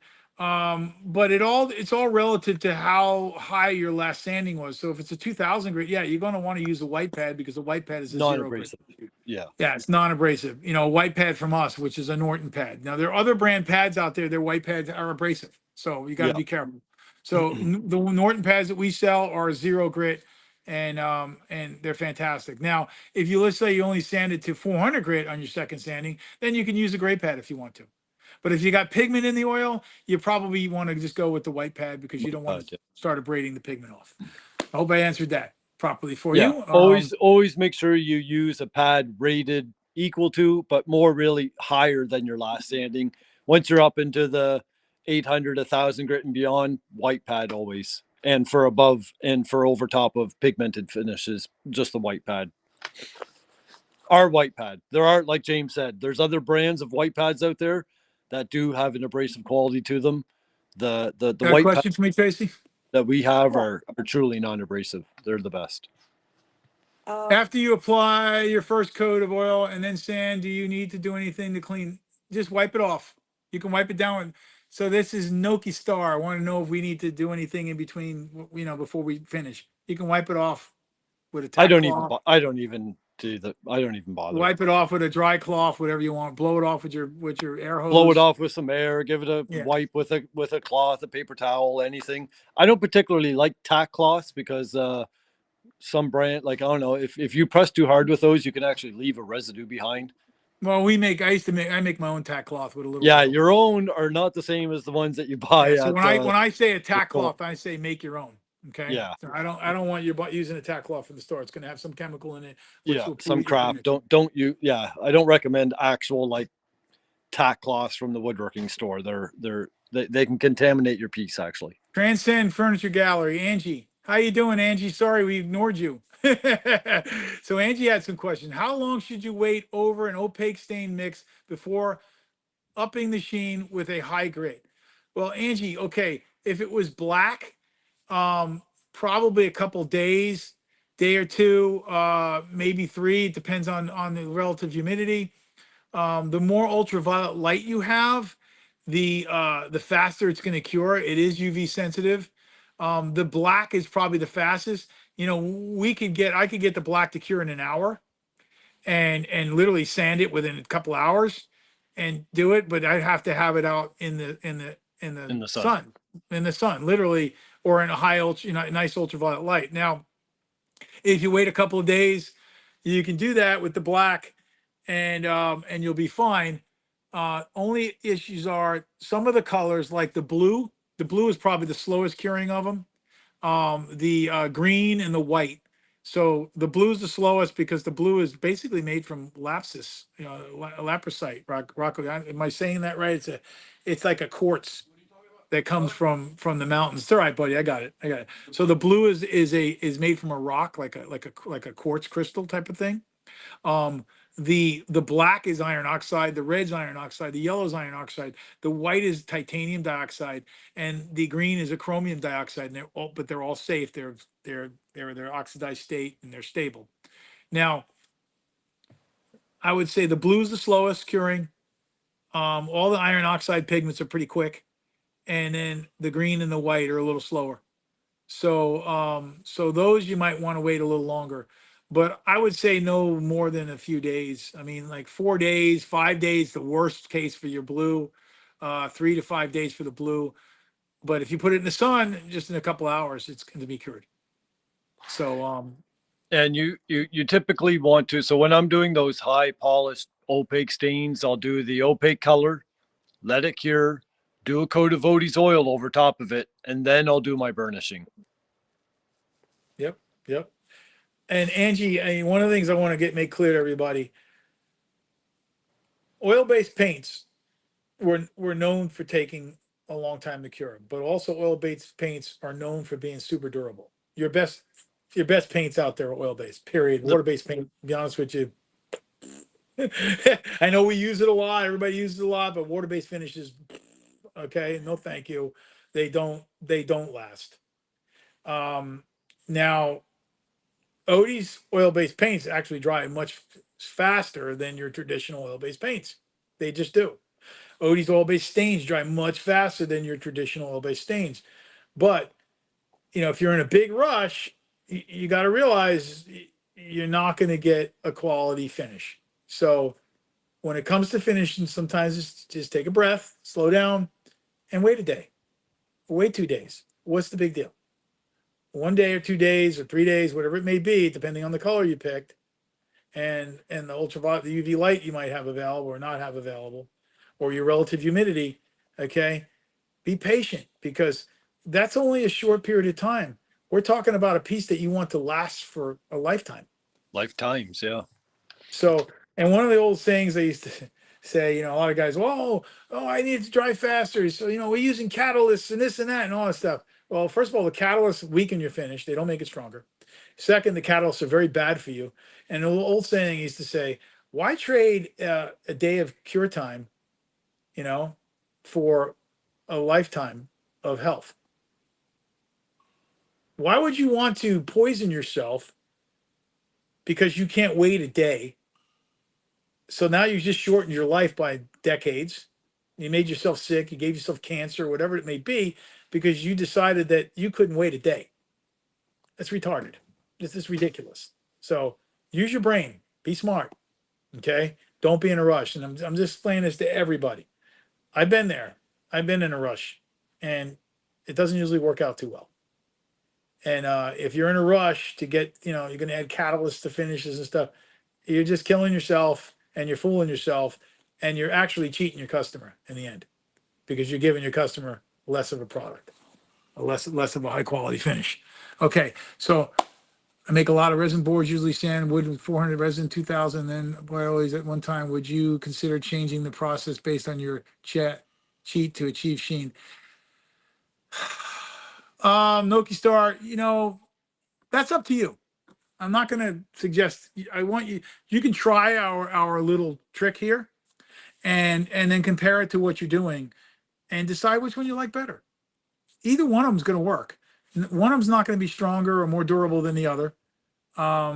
So give it a shot. See what you like. Okay. We're not going to. Yeah. Gaming. I'm sorry, man. We're not going to talk about ratios and pigments right now. We're going to talk about sheen. Okay. So what ratio We'll do it. We'll do a live all about pigments and stains.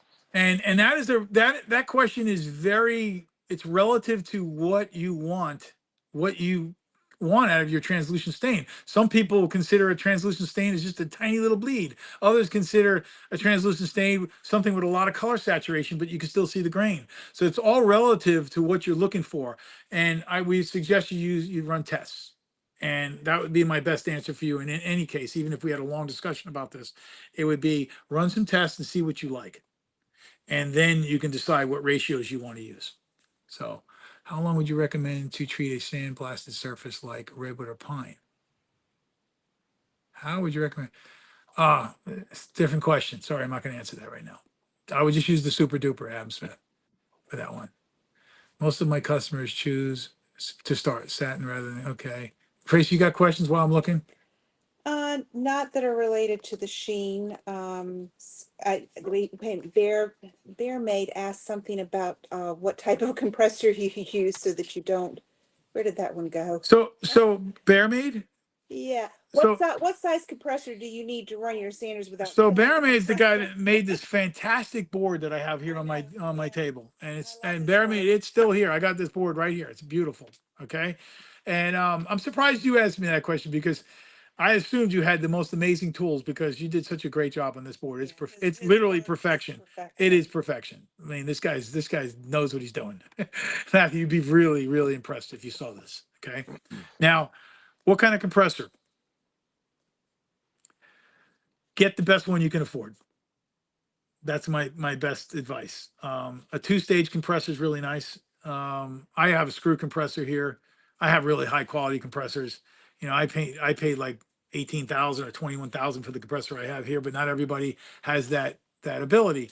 Matthew, I think we bought you about a $4,000 compressor.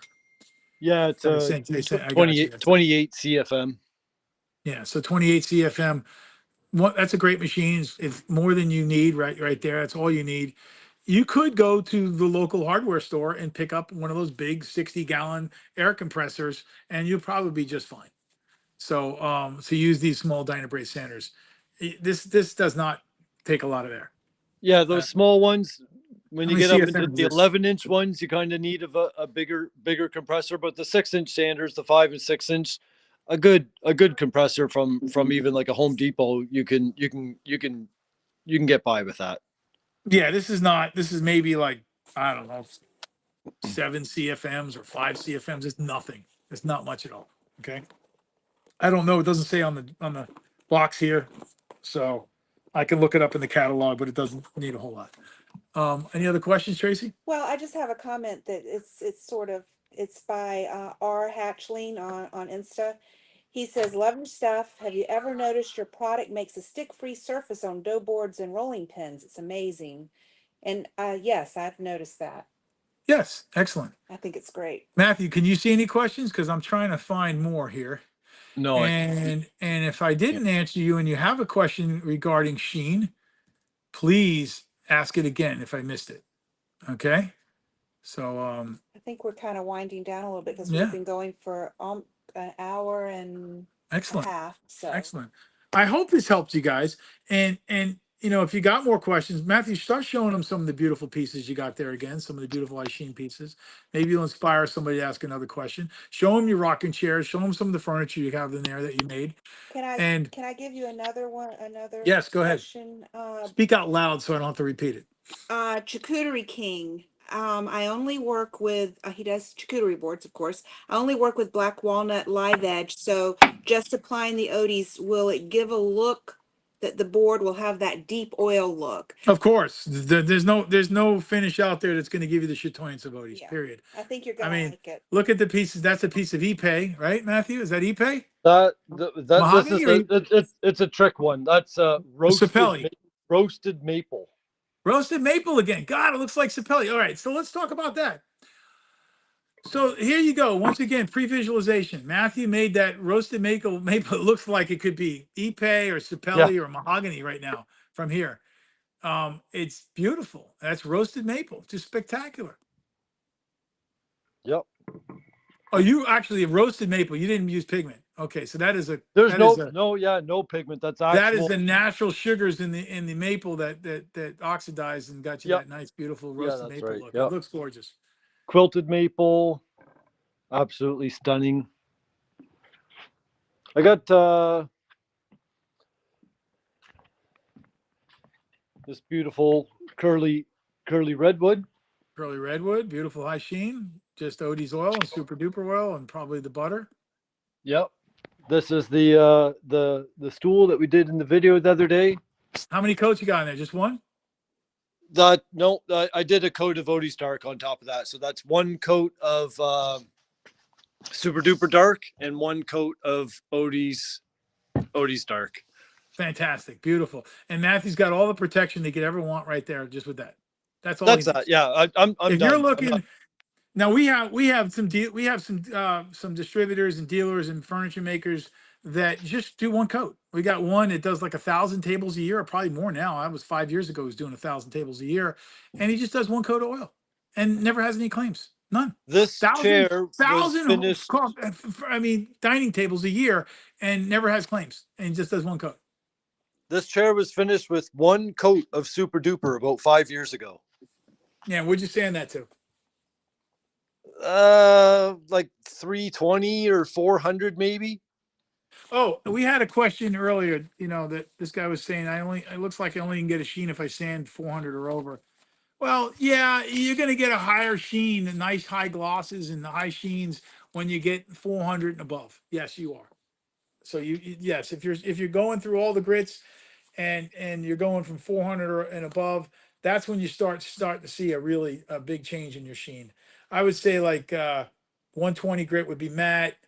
You know, 220 grit would be like starting to get in the satin, nice satin sheen. It could be a nice gloss, low gloss if you're a floor guy, really doing an excellent sanding to 220.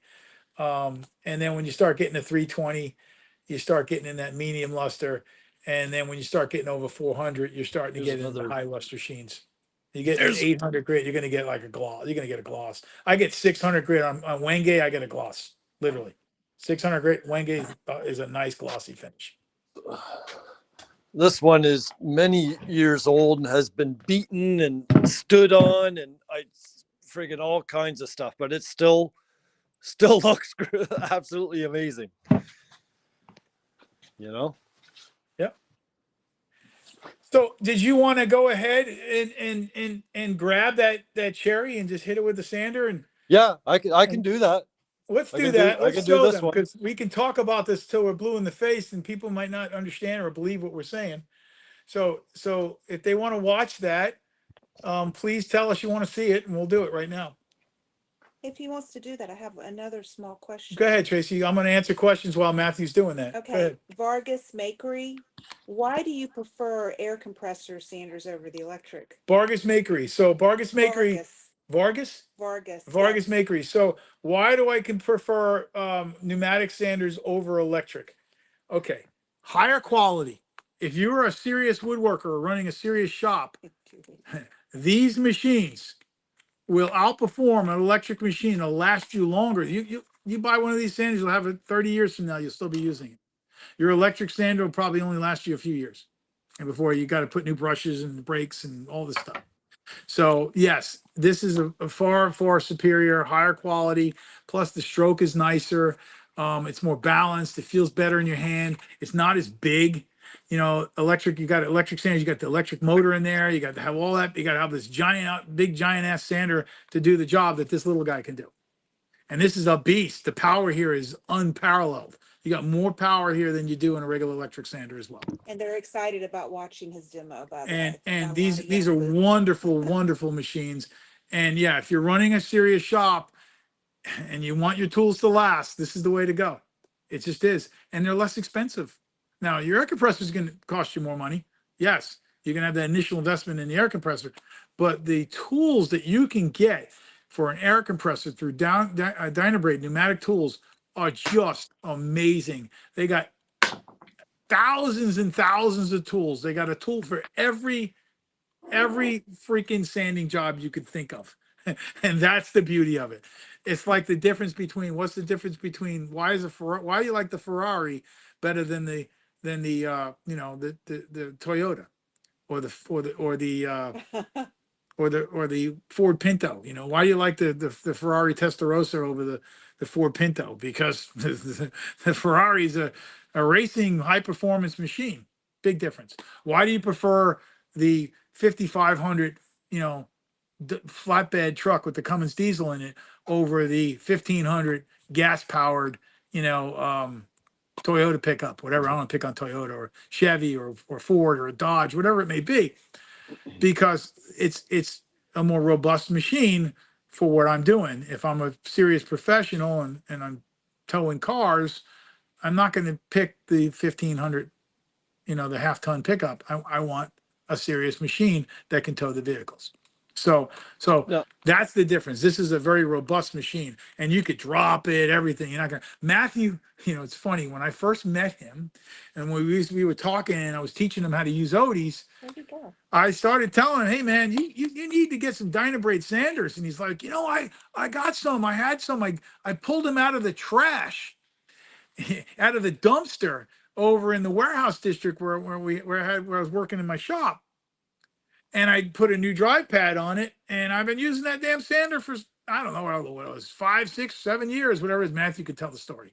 Yeah. And those sanders were old. They were the old series of Dynabrade. They still work. My Dynabrade sanders I still have used in the 90s still work. I still have Dynabrade tools in my toolbox from 1995 that I used to use in my shop in Boca Raton, Florida, back in 1995, and I still use them today.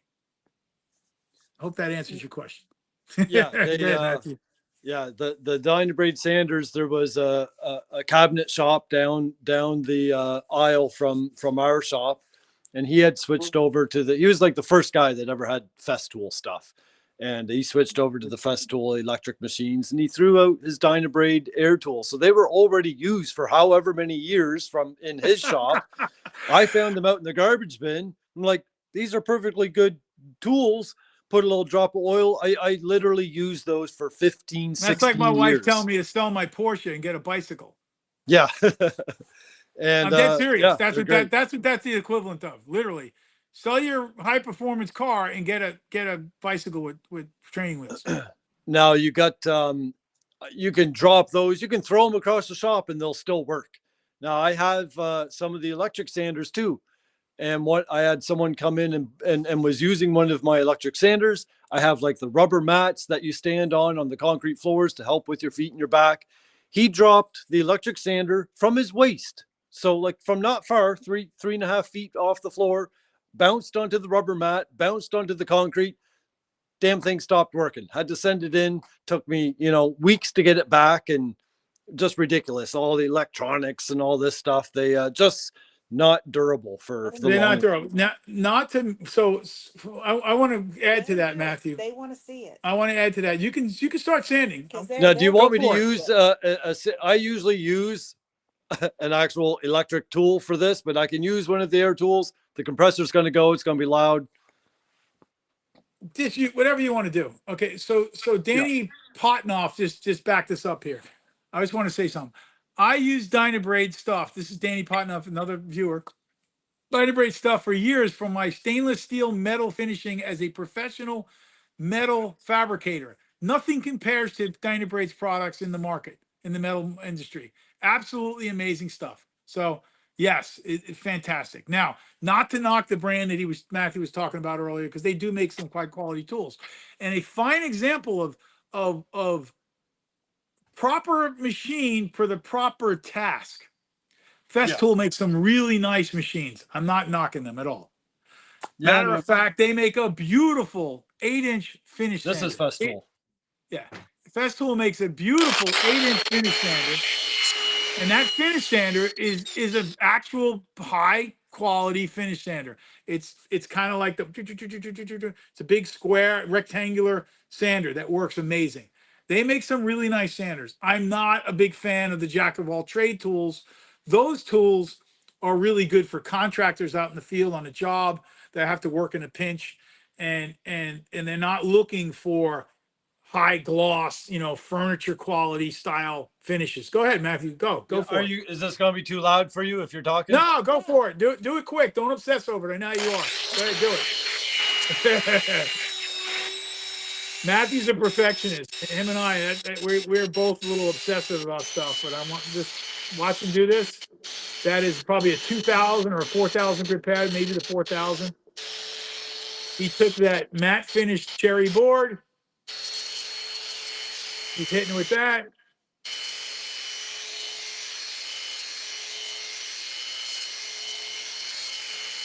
Okay, enough, Matthew.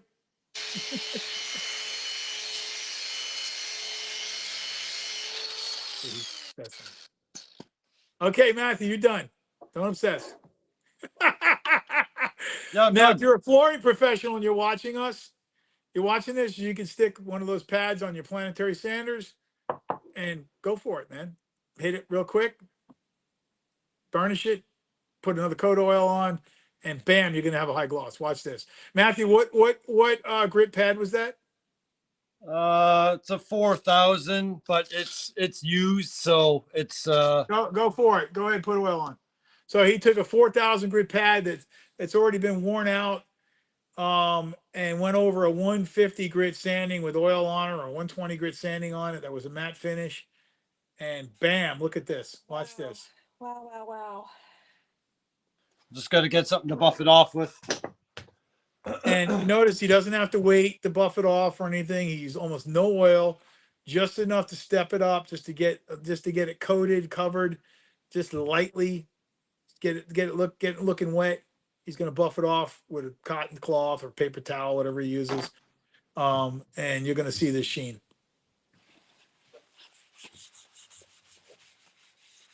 Very nice.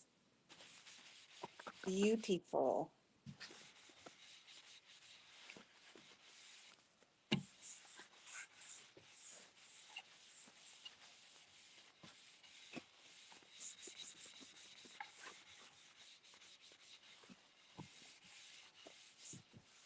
There's a guy named Forrest on YouTube asking questions. Forrest, I think you need to reach out to us, send us an email, and Matthew will give you a call.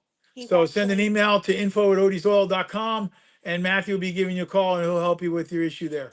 He's actually been using our finish for about 6 years. Yeah, And so- he's Yeah, it's a little more complex of a question Than to answer, to answer right now, so we want to be able to answer that thoroughly for you. That's a discussion between Matthew, you and Matthew, or me and you, either one.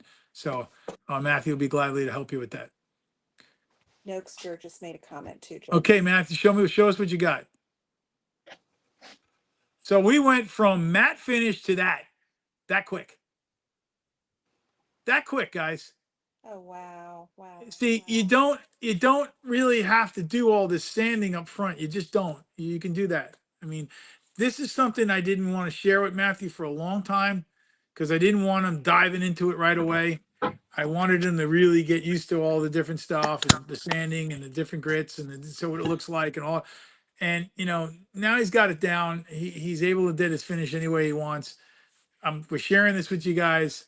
I want you to experiment with it. Some of you are going to prefer doing it the long way. Some of you are going to prefer doing it the short, quick way.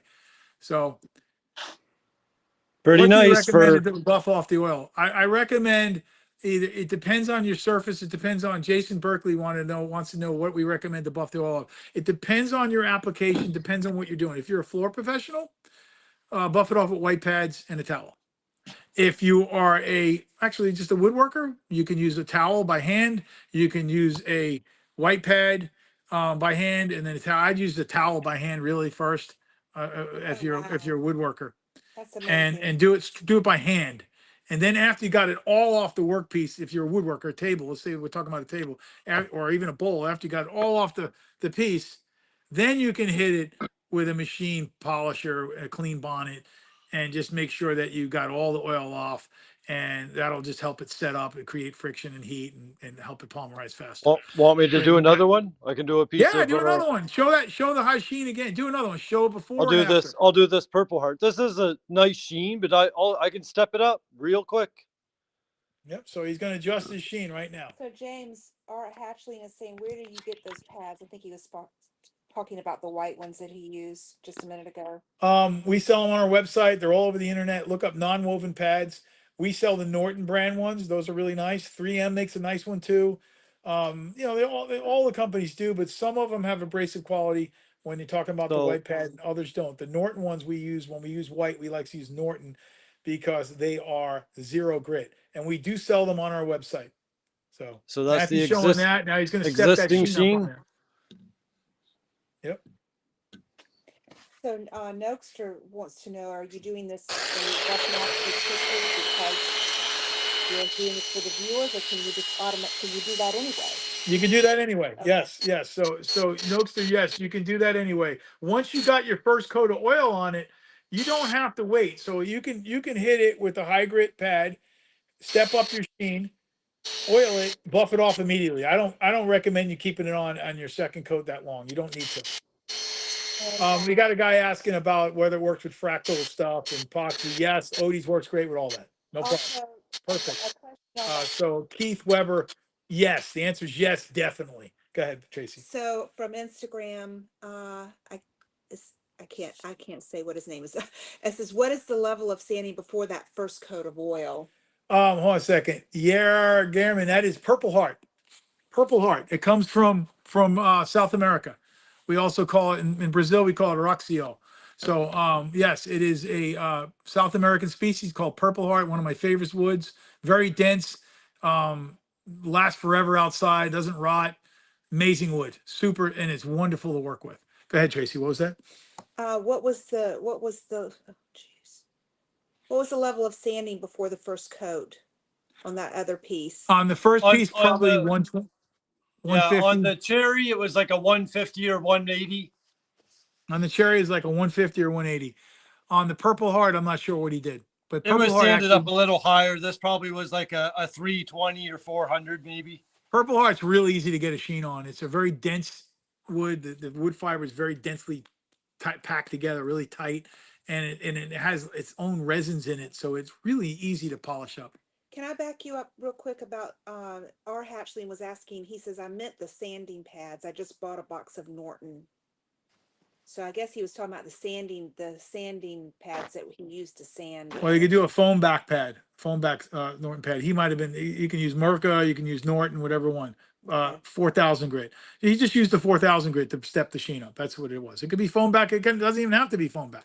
Okay. The foam that back is makes what it a he's little talking easier about. on that. I do like the foam backed. It's the they work really nice. Sorry, it was I just. only recommend using foam back on very high grits.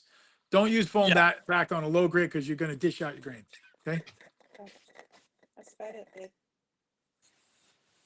Oh boy, that's shiny. So if you got a work piece and you decide you want to step your sheen up, this is how you do it. You know, a lot of people for a long time liked matte finishes. That was the in style thing. Now I'm noticing some sheen is starting to come back in some cases. Look at that. Look how gorgeous that is. Beautiful. And it's going to hold that sheen. It's actually going to get shinier with age. With long-term age, it'll get shinier. Beautiful. Show them some of the old boards, the Epays. Where are you showing the old boards again that you did? And tell them how old they are. They're old. Matthew's been taking these to shows and all that stuff. Look at that. Yeah, purple light's really easy to get a sheen out of. It's just fantastic wood. Oh boy. Gorgeous. If you got more questions, ask us. I hope this helped you guys. I hope you didn't find it boring. I hope you found it instructional and good. And I'd like feedback. And if you want to give us feedback in an email, please do. Or if you want to give us feedback here, please do. We're all ears. We want to help everybody. We want our customers to master our finishes. We want to see you guys produce the most amazing works of art you can possibly make. That's why we're here. We're not here to show off what we can do.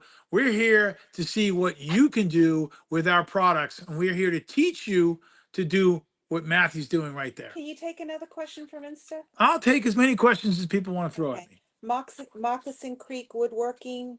Will wax or the wood butter give added protection to a dining table? And he's worried mostly about condensation from glasses and stuff. You're thinking wrong. So don't worry about wax and butter and all that. The oil and the super duper oil is going to give you all the protection you need. You don't have to worry about using wax for durability or butter for durability. The wax and the butter are there for taking your aesthetic to a different level. That's what they're really there for. Those are for the aesthetic. Now, those two finishes can be used by themselves. You can use our wax or our butter as a finish in its own right, and you're going to have more durability than any other finish on the market. So it doesn't matter. So any of the Odie's products can be a standalone finish by themselves for durability. You don't have to worry about adding this finish and that finish to get more durable. Okay? They're there. The different finishes are there for aesthetic. Now, which finish is the most durable of all the Odie's finishes? The Odie's oil. The regular Odie's oil. I don't want to get too deep into why, but from what I know about the finishes, the regular Odie's oil is going to be the Mac Daddy if you're using it properly. The Super Duper is going to do a great job as well.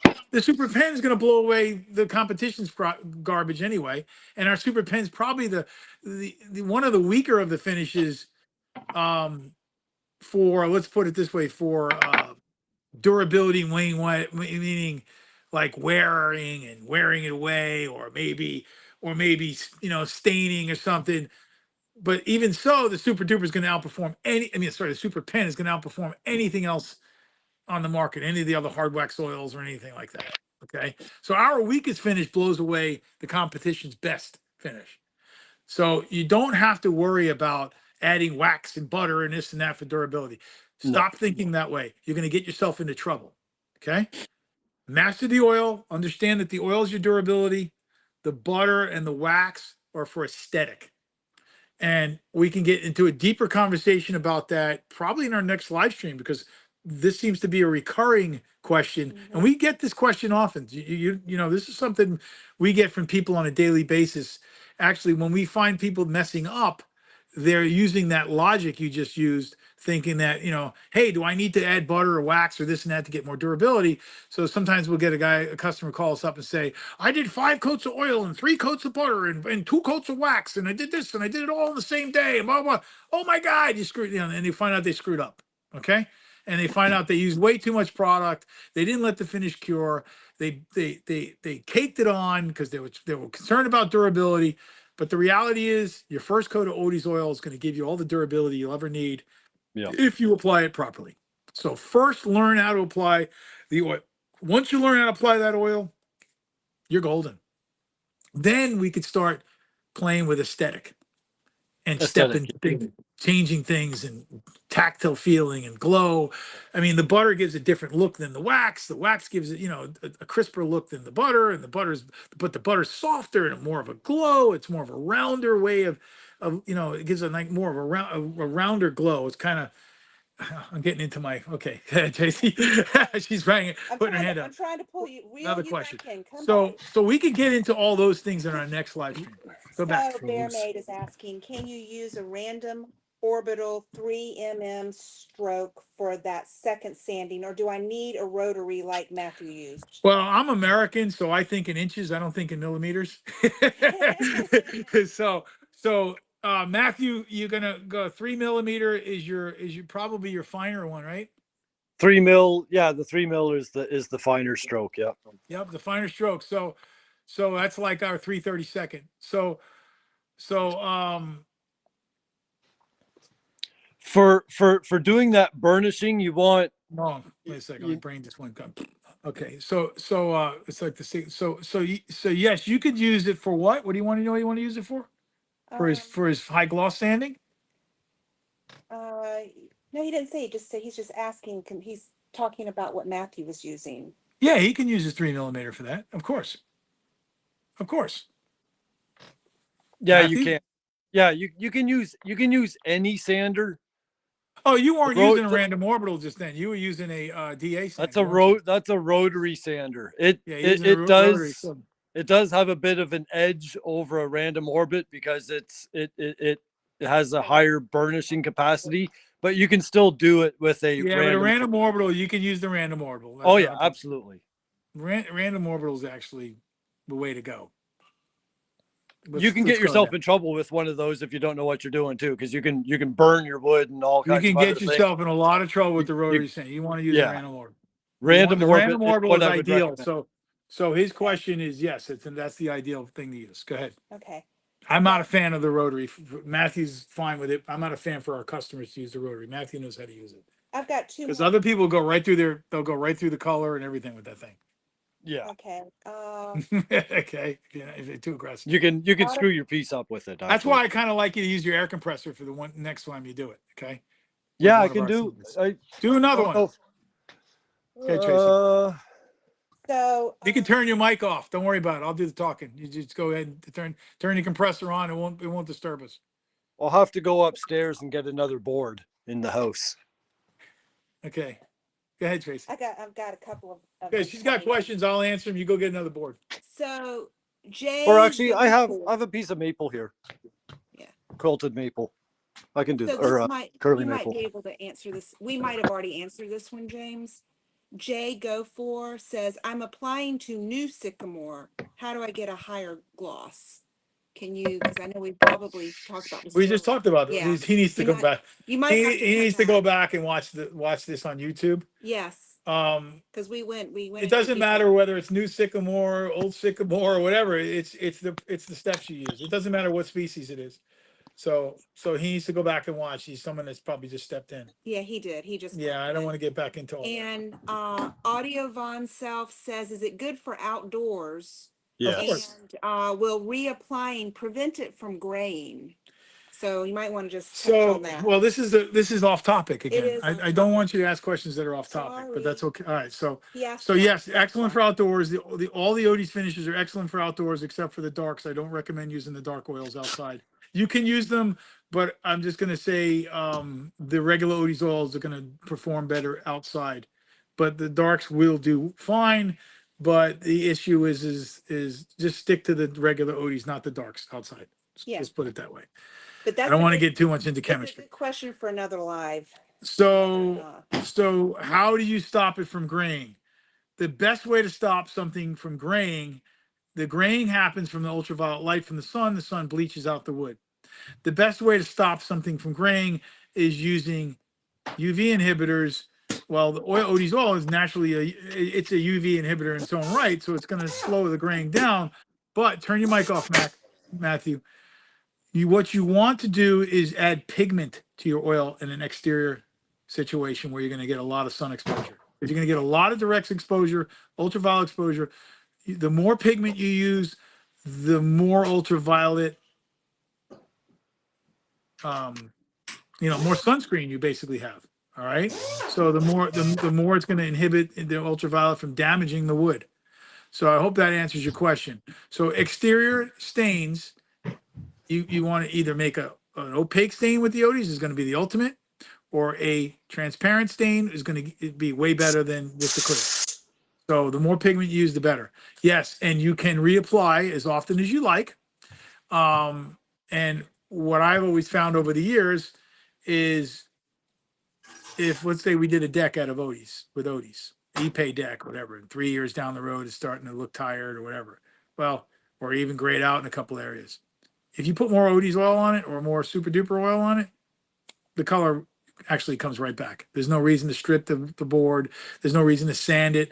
The beauty of Odies in an exterior situation is you apply more on and you got most of your color back and you don't have to worry about sanding it all off. So most other finishes you got to sand off and start over again, or you have to wash it with their wood bleach and all this BS stuff that they come out with. And with Odie's, not an issue. If you have mold or dirt on the surface, just clean the surface and refinish it. But I'm getting off topic, so sorry. Okay, Matthew, go for it. What are you doing? I'm going. Hurry up. Well, those were just So I could even just do this by hand, but like, I'll do it by hand if you want. no, I'll do it with a sander. Here's another Dynabrade sander. And he's got a what, 4,000 grit again? Yeah, I'm pad? just using the same pad. Okay, same pad. What's that? That's go ahead. That's a random orbital sander for those that want to know. And I'm sure that's a fine stroke one. I should show you the Sheen first, I guess. Oh, you just sanded it. You stepped the Sheen up. Yeah. You just sanded it.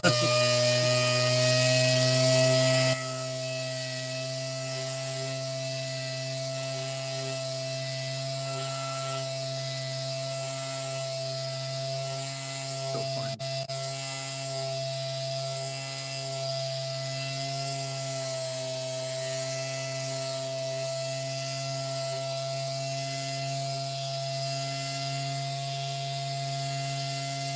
Yeah, that's all he needed to do. He's overdoing it. Go ahead.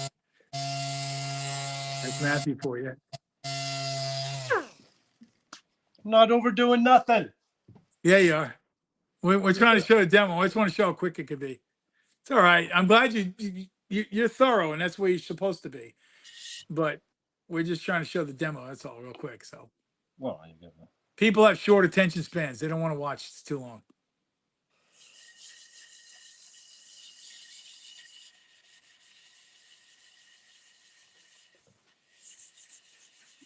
Waiting to see the Sheen he gets on this thing.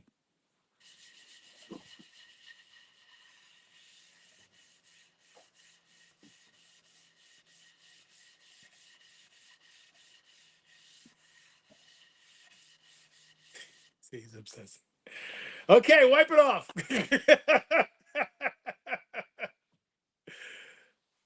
Funny. And Matthew's using paper towels right there. And you can, just make sure you put your paper towels and, wet them down and put them in a fireproof container. Because all curing finishes have the propensity they have the ability to spontaneously combust. So always dispose of your used rags in a sealed container, in a fireproof container. You might want to wet them down as well. Wet them down and put them in a plastic bag and then wrap them up and get rid of them. Says And how, if you have a serious shop, you need to have a fire can as well. Everybody should. so here's a quick question regarding that. How long can we use the one pad? Is there any way we can clean the pad? No. What pad? When you're applying the oil. Not right now. Oh, it was in regard. No, get rid of the pad. Throw it out. Yeah. Well, that's what I said. Throw it out. Pads would cost you 50 cents or $1. Throw it out. Get rid of it. No, I'm dead serious. This is when you're making furniture pieces, you're talking thousands of dollars. You know, you're talking a table like this. You're charging a customer. I'm sitting at. You charge a customer $4,000 or $5,000 for it. What are you worried about $1 for? Throw it out. No, that Sheen makes on it. this chatoyance so crazy. Yeah, beautiful, beautiful, Matthew, gorgeous. That quick, guys. That quick. Okay. So, you know, I have people, you know, people online say, "Oh, it only makes a matte finish." No, that's because you only make a matte finish. We can make a high gloss, we can make a matte, we can make a semi-gloss, we can do whatever we want. Gorgeous, Matthew. Gorgeous. Guys work hard and you know, they work so hard to get a finish like that with a lacquer or a polyurethane. It's ridiculous. You just achieved that like it was nothing. Like it was nothing, and that's a worn out pad, right? I'm out. That's my last 4,000. Do me a favor, show everybody how it's dry. It's already pretty much cured. You can touch it and everything. You're not Oh hurting. yeah, that's. You know, we're taking that for granted. We take that for granted that our finish is. You can already use that piece if you wanted to, really. Just get it somewhere.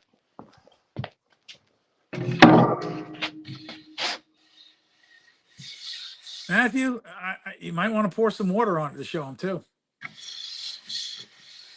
Totally dry. Good to go. Guys, pour some water on it. I don't have any water in here.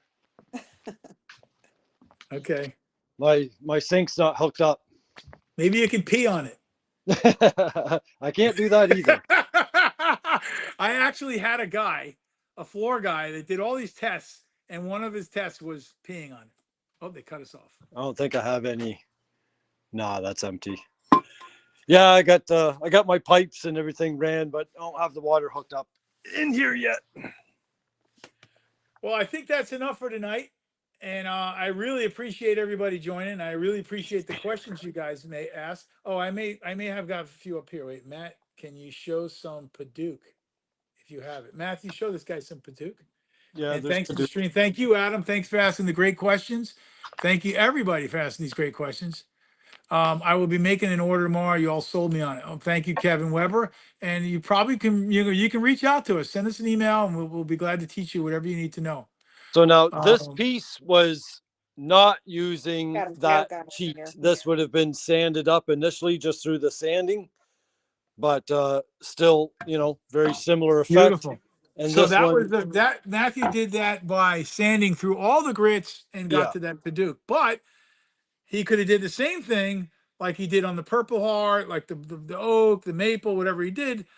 He stopped it. He sanded to 120, 150, 180, whatever it was, put the finish down, let it cure it overnight. Next day came back, hit it with a 4,000 grit foam pad on his planetary sander or his random orbital sander, whatever he had, or 2,000 grit foam pad, hit it real quick, re-oiled it. It's got a high gloss. Did it in 2 steps. High gloss looks like he put 8 coats of lacquer on it. I'm gonna step out a second. I'll be right back. I gotta. And this probably only has 1 coat on it because I did it. Matthew, keep talking to the customers. I'll be right up. I mean, to the people watching. And then this, you know, this is like your typical 180 or 220 sanding, I think. And some of these pieces, like this is like 8 years old, this piece, and I've actually used it. If I look really close, you can see some little scratches and dings and stuff. I've used that as an actual charcuterie board in my house, some of these. I was showing this piece earlier. Someone was asking about the wax. This is just some old maple flooring that I made into some samples, and that's finished just with the wax, nothing else. The wax and the butter can be a standalone finish as well, but you really do want to master the oils before you really dive into the butter and the wax. You need so little of those products. They go so far compared to the to the oils. I'm gonna look at this Purple Heart again. That is just amazing how beautiful that transformed into within seconds. Super gorgeous. Any Sheen, folks. Very easy with that little cheat. Here he comes. What you need? You got something for me? Question for me? No. Okay, I think No, I One more think that's question. oh, you got another question? One last question, Bear Maid. Where do you get those 4,000 grit pads? oh man, you know, any proper woodworking supply house Should have or them. distributor out there, Okay. yes, they'll have Okay. them. And we also will be we sell a lot of sandpaper. I don't really go in real high grits, but we will carry the 4,000 grit foam pads and 2,000 grit foam pads as well, so that we have them in stock for various different size sanders. Okay. Okay. So that's all I coming. get for now. I get the Mirka ones. They're like a lot cheaper than the Festool ones. They have the Festool Platin, and then you have the Mirka Yeah, Abralon pad. we'll bring in our own Norton ones. Yeah, I can't wait for And, that. and we'll have all that squared away for you guys. Well, thank you very much, everyone. Tell your friends about this. We're going to do this every week. We're going to be doing different demonstrations. If there are things that you'd like to see or questions you have or topics you'd like us to discuss, please send them in an email to us at info@odysall.com. If you like what you're seeing here, subscribe to our channel, please, and tell your friends. And we're going to do this on a weekly basis. We've got all kinds of programming ready for our viewers, and we want to share some different things with our customers. We want you guys to learn. We want you to be able to use our products with great success. We want you to be able to achieve things that you never thought you could achieve using an oil finish. And we've got a whole bunch of stuff. We got color topics, how to make colors. We're going to be doing metal. We'll be actually restoring old guns and things like that. Bruce has got a program that he's going to be working on. Catalina is going to be doing a lot of DIY stuff. Refinishing.